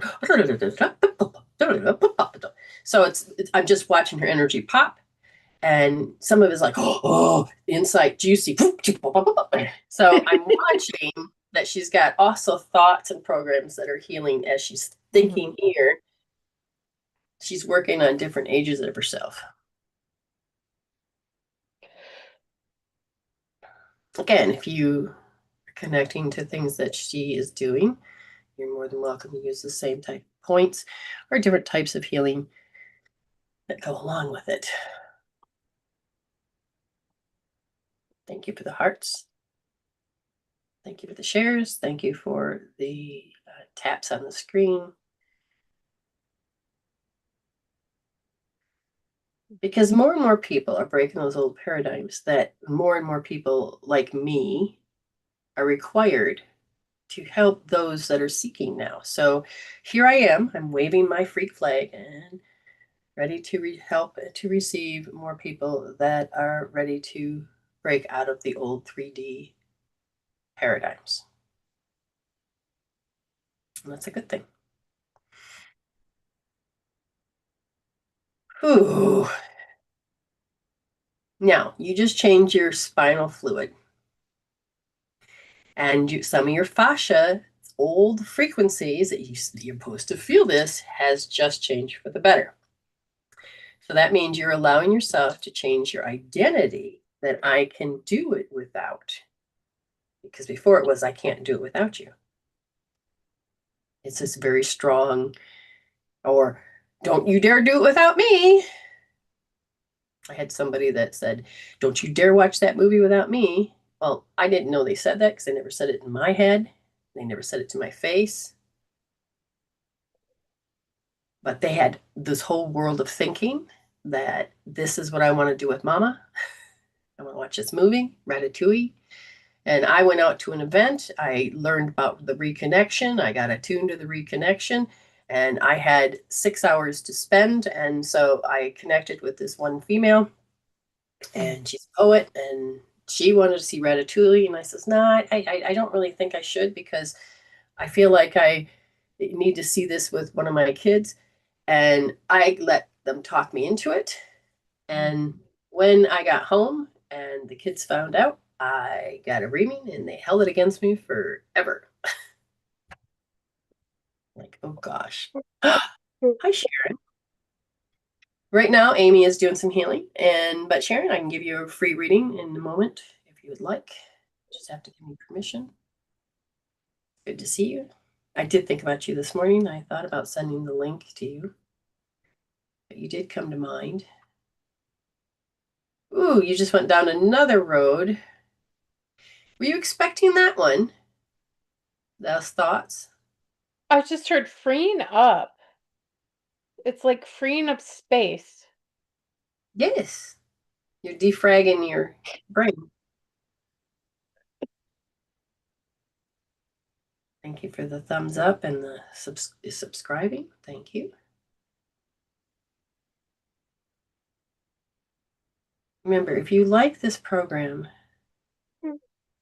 help me keep it on the air. Just, share out, use it, start applying healing to help change your world. You just shifted. I heard the word undercover. You can't be yourself. I don't know what that is. Only you do. It has something to do with smelling peanut butter when I woke, just as I was waking up this morning. Hilariously, I think your mother was here the other day. The only reason is because I was in the store and I'm returning something to Bunnings, and all of a sudden I said, do you smell that? Do you smell that? I'm looking around and I says, it smells like floral, but yet it came up as peanut butter in my head. And I thought, that's stupid. So I shut up. Nobody else seemed to smell it either. And then I didn't think about it anymore until you told me. I'm like, oh, your mom's doing that thumbs up and your dad's raising his hand. I'm like, okay, there's something going on. I was in my own little world. I'm like, oh my God. It's a beautiful floral smell, but my brain says peanut butter. Peanut butter and floral smell do not, no, my taste buds are going, yuck. Yeah, Sure. my mom ate peanut butter every day for lunch. Oh, my husband's been eating peanut butter every day now, just recently. I've noticed, how you see your RES kicks in and you start seeing different patterns. And so, yeah, I noticed that.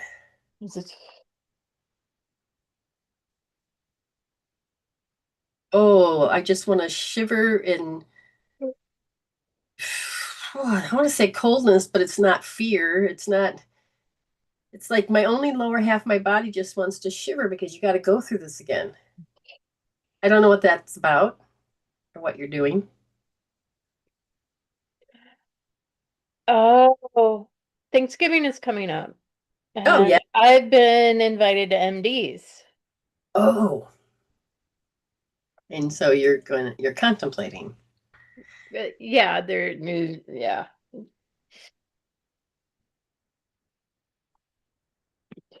Oh, so it's like you have, oh, wow. So I can feel the have to at the same time.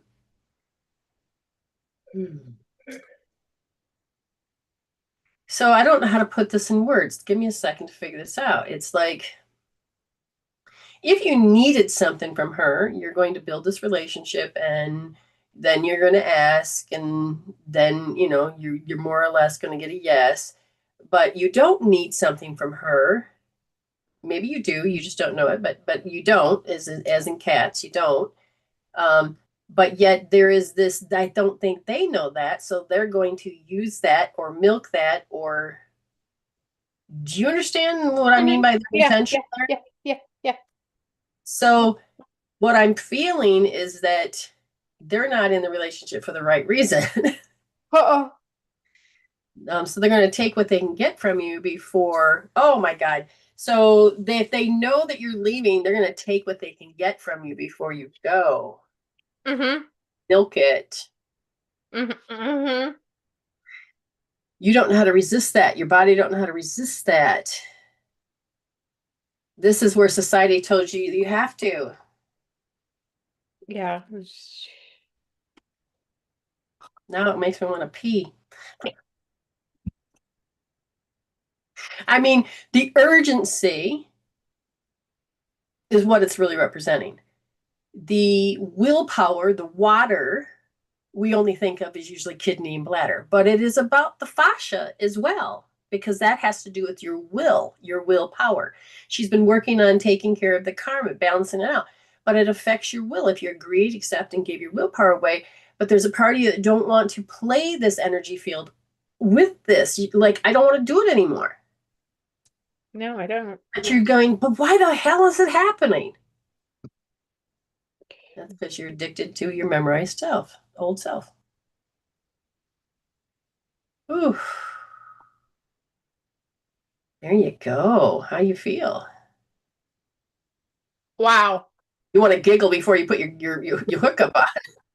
Do it. Do it. Do it. That's beautiful. Wow. Oh my gosh. Now witness. As your consciousness self, your 5%, I didn't what even know that wisdom. that was sitting there. And I mean, there was one point where it's like I heard, "Hold on. You mean I don't have to?" It's like, "No, you don't." And see, she's able to start talking to her little selves. Yeah, we don't have to hold on to those old programs, and it's like all of a sudden it just all shifted, and those old stories no longer hold the same kind of pull that they did before. Now you understand the other pole. Mhm. So in your mind, hear what you just said. The stories no longer have the same kind of pull. And Mm-mm. when you're with people and they're trying to pull, you can change the meaning within you so that you don't have to be pulled. And you don't have to use a pull to get what you want, which is to take force instead of the power of spirit to change something. And that So, that's what I did on Friday because I had taken somebody grocery shopping and they left a poinsettia plant in my car. And it was dark, so I didn't see it. And then I went to go get some stuff the next day and I saw the so I took it back to him and their dog got out. okay. And dog ran across the street and I knew she's going to be okay. And So the owner was panicking. she was panicky. She had tears in her eyes, and she Ah, was like, "Oh my God, she's gonna get hit by a car," and blah blah blah blah blah. And I'm like, all the "Stop!" worst case scenarios. Okay. Okay. I'm like, "Stop! See her home." Yes. And she started to see her home, and I went driving around, and all of a sudden it's like, oh, go through the alley, and here the dog's starting to head home. Good. Good, good, good. So you got a lot going on here. You're changing your karma. You're changing and learning how you're responsible for certain things of what you could say or how you could say them or how other people say them and how it triggers. So you're balancing out this karma because there's a part of you that says, I don't want it. So you're learning to integrate a little bit more. So that's great. That's great. Could you do me one favor? Hey, Sharon, would you mind if Amy gives you like a little card read? And Amy, do you mind giving Sharon a little card read? Because I have to use the little restroom and grab my water. So, putting people on the spot. Let me grab these because all my cards are over by my recliner. Right. And if Sharon, again, I thank you for waiting patiently. But if you don't want it, that's fine. But she could just do a regular card read or a story read for a few minutes. But I won't be gone that long. You know how I am. Zippy doo. About 35 seconds. Yeah. Okay. So, anyways, I'm going to be a few minutes long because I got to go get my water. But you watch the board and see what she says. Yep. Oh, she said she'd love it. She'd love it. Okay. Sharon, thank you, darling. Okay. So I'm going to leave this to you for a second or two. All right. And you over here, you're just going to have to listen. Okay. Sounds good. No pausing too much because they can't hear you. Okay. So what is it that Sharon needs to know?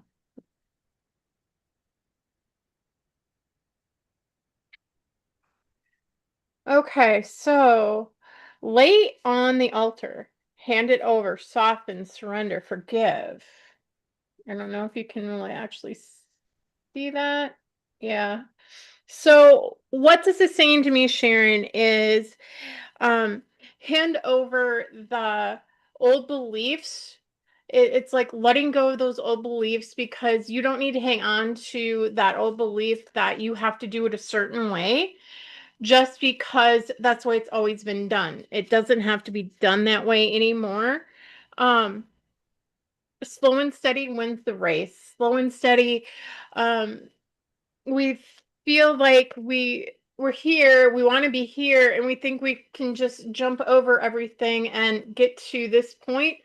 But sometimes it is slow and steady gets you where you need to be without compromising any of the structure, if that makes any sense. I feel like you want to be more, what's the word? You want more progress than you're getting, but the progress takes time. Sometimes it takes a lot of time. Like for me, I've been working on deficiency for the last 7 years. Remember, that is a huge thing. And then you have all these things you've been working on. Successful, successful, successful. And it starts to chunk down the big thing because you come in with a life theme. But yes. Yes, it's like, yeah, it's seeing a new perspective. The wisdom keeper, seeing a new perspective. Study and learn. Yep. And that's what Brenda teaches. You have to learn as you go because your brain needs new information to be able to predict. Healthier. It is. It's a lot healthier. And I mean, I know for me, I wouldn't be where I'm at without having to had learned like redefining words. Right. To be or not to be. Okay. And that the more you know, the more you do. So doobie doobie doo. Mm-hmm. Yeah, are y'all done with her reading? I am. Thank you so much. We will see you in Tribal tomorrow. Okay.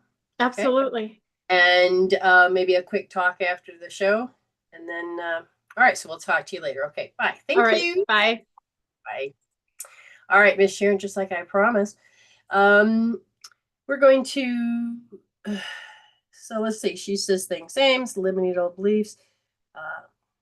Yes, can relate, slow and steady, patient, waiting for results for new endeavor. Okay, so let's just piggyback off of that. Spirit, what would you like for sharing? Sharon, it is about being learning about the consciousness. Now, you know enough about consciousness, so let's just talk about this. There's conscious, I'm conscious, I'm awake, I am here. Subconscious is the programs. And so we most of the time are 95% of our program self. Okay. And so you're learning how to be your 5%, which is consciousness. Now, consciousness is awareness. So awareness equals consciousness. So you're learning to become your spiritual self. Now, to embody that into the human self, so spiritual human, is that you have to become more conscious with your consciousness about your conditioning, and you have to learn to become greater than the feeling, greater than the thoughts. And it is like learning how to be mind over matter. But the moment you feel this feeling or these emotions or these thoughts that are keeping you suppressed, keeping you stifled, because that's what you were taught yourself as you were growing up, and through all of the experiences with men and women to stifle you and to make you less than, you have time for your knowledge because you got a lot, and it's time to bridge it so that your new self can emerge. So you again use EFT, use tools. When you're in tribal, do the healings that happening there. So you are learning to be more your consciousness self, using your gift of awareness, which is becoming aware of self, and you're learning to be spiritual, and you can override by processing out the chemical peptides that says I'm supposed to feel like or I'm supposed to act like this, I'm supposed to stifle myself because of that. That program, you have to become greater. You have to stop being addicted to that self. And the best way to do that is to measure and use tools. Okay? And so that's where you're at. And Sharon, you can listen to this again right on YouTube. And you know the timestamp is what's behind me, and you'll see your name and the timestamp. So always follow the clock that's behind me. Good to see you, Sharon. We'll see you tomorrow in Tribal as well. Is there anybody else here that wants a quick read without healing tools? You're more than welcome to at this point. Let's see. Addicted to learning. Oh, yeah, I am. Not applying like I need to. Yes, and that's the program that stops you. That's where you can go, I'm not applying. How do I know that? Give it a number and feel the feeling and begin to tap, use an EFT. And when you do, again, it's in the measuring, it's in the writing down, it is in your awareness. And as you tap, you disrupt the brain, you disrupt these programs, you disrupt the physical body, and the body will stop producing that certain amount of hormone that's created from the emotion, and then which produces that thought. So if you keep disrupting, tapping, and changing, then the hormone stops, the emotion stops, and you start to become not as that strong emotion, but the thoughts change according to your emotion. So I can't I don't want to, so you go on in this adventure. Okay. So that's what you do. So if anybody here wants a free reading, you are more than welcome to. Is that April? Did you just wake up, young lady? Wait, is it slow? No. And is Amanda still in the room? Does she want a reading as well? Again, this is your opportunity. There's no cost. You can get a short little read without the healing tools. But if you want them, if you want the healing tools, then it's $5.10, $5.15, or $25. So somebody here. Oh, Amanda. Okay, I paid. Hold on, I gotta really look. I didn't even see that come. Oh, there it is. Hi, honey. Haven't seen you in a while. Paid for a read and a piff. We have a piff. Oh, how sweet. How sweet. Somebody would like a reading with a healing tool. Okay. You're more than welcome because we've got a piff on thing. That's wonderful. Didn't know the prices. No problem. I have no problem with it. You are absolutely no problem. Okay. I haven't seen you well, and I honor you and love you, Miss Amanda. Anything particular Anything in particular that you want, darling? Yeah. I feel like you have been on a different adventure and an old personality may have popped. But Amanda, just tell me whatever it is. If you want me to do spirit, then I'll do spirit. You know, meaning what does your soul want you to do? But it's good to see you. I feel like you're ready to blossom. It's like winter coming there, but I feel like you're in spring. Again, waiting for the delay. It was funny because I had gone to the bathroom to get my water, and my husband says, "What are you doing? You're still on the screen." I was laughing. I don't know if you heard me throughout the door there, but any messages from the other side? Okay. So we're going to ask, is there any loved one that's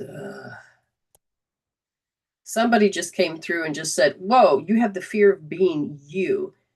Oh, I can't, it's not showing male or female. It says it's going on. It says a fear of being you. I'm asking, can you give a little, it's more of a female energy. So like Sophia energy, really strong. And it's like, you're taught. Okay. So I'm looking at a whole different realm here. Around 2 years old, as you started to break out to be more you were taught by the emotions and the thoughts around you, and you could feel these invading energy. It's like, go back in your shell. Don't trust yourself. The world is dangerous. Stay in hiding. Stay. So they're saying that you took on other people's belief system of the world. Okay, so there's oh wow, this is not just a loved one. This is a strong. So you're supposed to police everything, judge everything. My eyes are like getting really big. So I feel like your body, the brain is in very much of a hyper mode, and you identify as a hyper mode, that your body's in a constant state of stress. You got to constantly move, you got to exercise, you got to do something, you got to, and they said that you coming to the peak of this, and there's a part of you that's spiritually saying, I don't really want to be this. I want not to be addicted to this behavior. I want need to become greater than that part of the program self. So now they're showing, I think there's a grandma present, because all of a sudden it's like they're pulling away this feeling of grandma, mom, dad. Oh, it's grandma thoughts. So it's like all grandmas or anybody else that you may have called grandma. This energy is coming. They said, the trickery of the past. The trickery of the past. What are you referring to? This has to do with the archetype that you are supposed to be stepped on.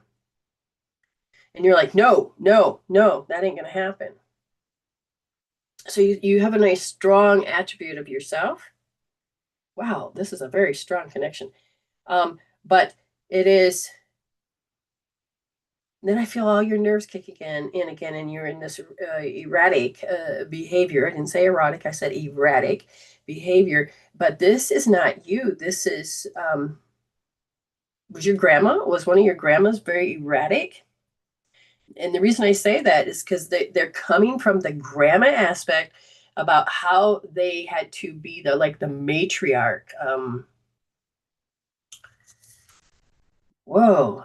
I mean, they are using parts of my brain to communicate. They're saying it's time. So it's time, and they keep using the word yin. So I'm looking chakras now, a particular meridian, and they said you have to learn to self-govern yourself from your consciousness, not your programs. I said, well, what program is causing to govern her? Her 5-year-old self, that when you feel deficient, you have to be afraid of the outside, and then you have to do what grandma did, which was go into having to control. So there's this one particular, so your 5-year-old self is actually feeling the invasion, and it's very much scared. But you also heard of invasions. Now, I don't know if, again, grandma's energy saying, history. So I feel like, did you learn about World War I, World War II? Did you hear the invasions? Did you hear something? I feel like your little heard the invasion, that it came out of nowhere. You have to be prepared. It's different times, different circumstances. But when you look around because you're from the United States, you look around going, oh my God, oh my God, oh my God. But at the same time, you're starting to break up with how everything equals everything, about how your definition says this is this, this is this, this is it. And your higher self is like, no, no, no, no. I feel your soul's urge is getting stronger. And I feel that your consciousness is like, whew, gosh, let me rub the sleepy out of my head here. And okay, so I see Sophia's energies over here. I see the grandmas are over here. And I'm feeling a dog. Not one, but two dogs. Were you ever the child that acted like, no, I don't want to say act like a dog. It's not that. Is, like the dog can warn, the dog can protect. And I feel like you kind of took on that role of that you have to warn, you have to protect, you have to control. Does that make sense? And they're saying that your soul is saying, okay, I'm really tired. And you've gone through something.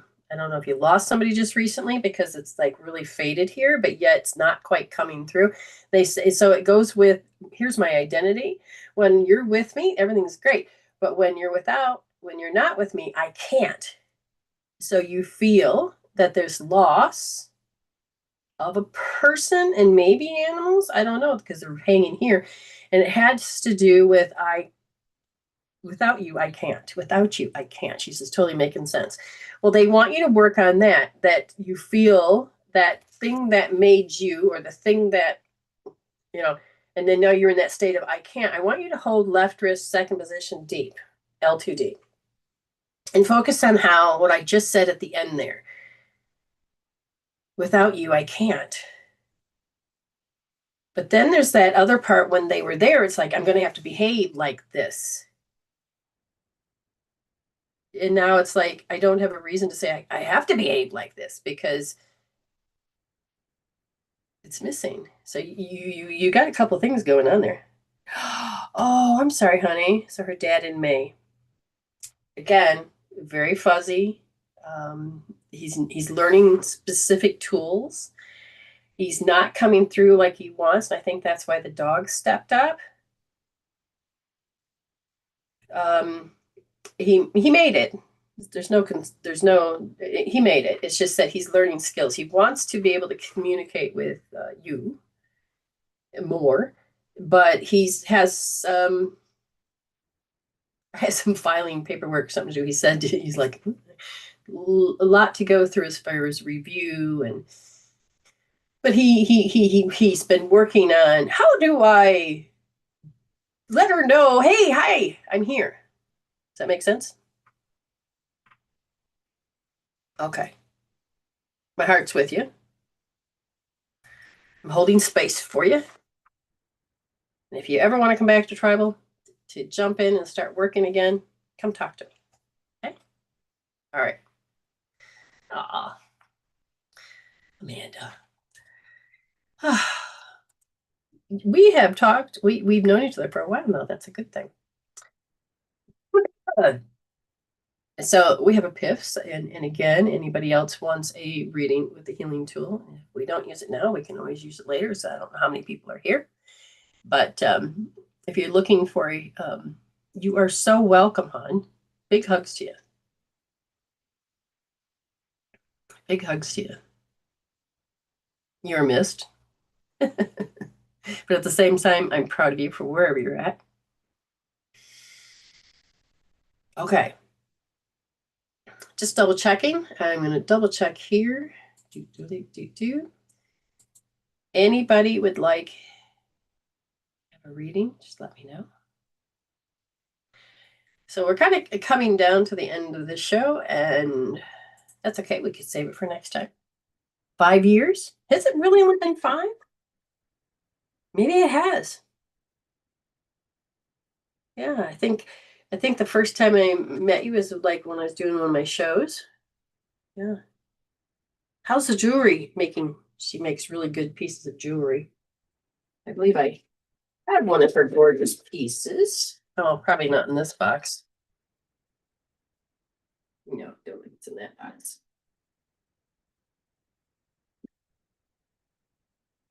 Oh, that was crap.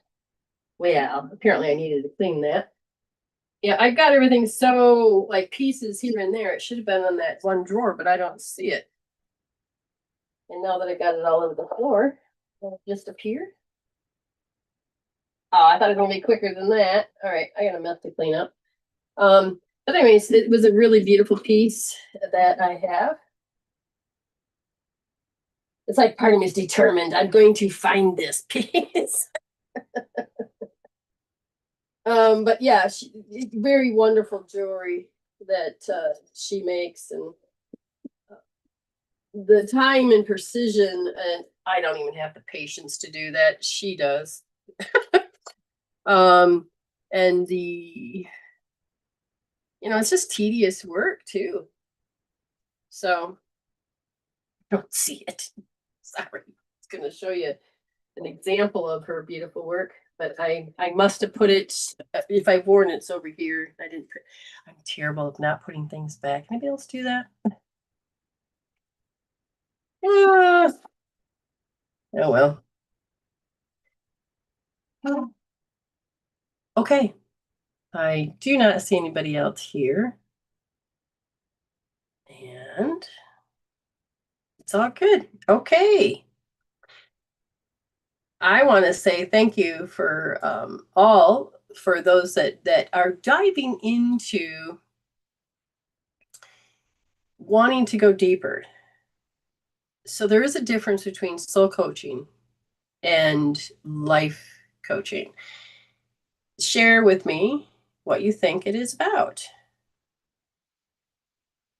And when you think about soul coaching, it's going deeper. Life coaching, it's great. I do coach you about your life, but I don't coach you about setting goals. I don't have to make you accountable. I want you to be accountable, but I want you to also change that. What do you call it? I want you to change because you want to. Oh, that's not the one. Oh no. Did I erase it? No, I got it. So life coaching is to find your path. I'm also soul coach that helps you find your path, but I'm also help you to switch paths if you have to and listen to more what your soul wants. And so your soul is urging you constantly about to leave the external persona path and move into more of your heart, brain, coherence, authentic path. And it all incorporates all of you. And whereas life coaching, you're working with parts, I want you to be more integrated. And it is life coaching is ego-based, and soul coaching is helping you change your purpose. Exactly. It gets you into a purpose and more of a soul's purpose, more of your heart, brain. How you doing, Ernie? Do you want a free reading? Because we have a PIF up to, I can give you a free reading, Ernie. But you got to give me permission here. Life coaching is about the future, while soul coaching is learning how to live in the now by being present as a soul, getting to that choice point in life where you can heal your past and rewrite your future and be excited about that future. It helps you, soul coaching helps you resolve issues so that your more of your intuition begins to support you on what you want to do. And most of the time, life coaching is without spirituality, without the consciousness or God part. And when I say God, I'm not talking about church. I'm talking about spirituality. I'm talking about that heart, brain, coherence, and all of this. Okay. life coaching is when some of them do both, some of them don't, but I know that I want you to live beyond just being your survival self. That makes sense. Soul coaching is about that transformation, and so you'll get knowledge to look at different perspectives, so that the more you're informed, the more you can't help but to break out of that old pattern and create a new world to live in. Okay. So what else is there the difference of? So soul coaching uses all of the person, like I said, the whole self. And usually life coaching is about using the left side of the brain, rational, helping you set goals, helping you to achieve. In soul coaching, you learn to, what do you call it? Not apologize. What is it that, forgiveness, but it becomes a natural forgiveness. It's not the same kind of forgiveness. You get your life force back. You get wisdom that comes out of the things that you resolve to evolve.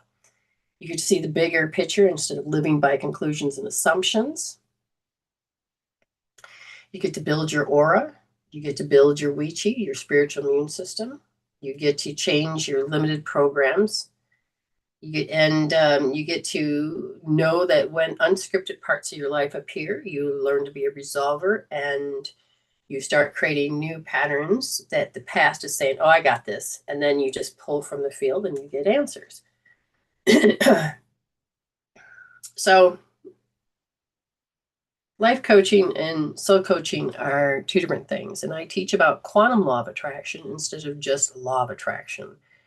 And that is to go very deep into that next stage that allows you to be in charge. And you don't have to be fake it till you make it, because your authentic self lives by the knowing of the soul and the heart-brain coherence. And you can learn to miss yourself. You can learn to get yourself back onto the right path, which is a good thing.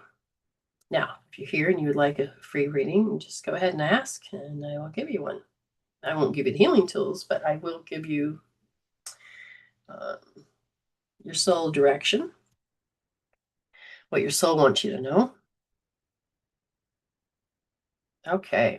I feel like I'm supposed to wait for something or somebody, but again, it could be just the energy that's coming off of the wind or the barometric pressure. Because as I'm checking back in, I can't seem to read that. I got to open up the big screen here. And somebody, oh, there we go.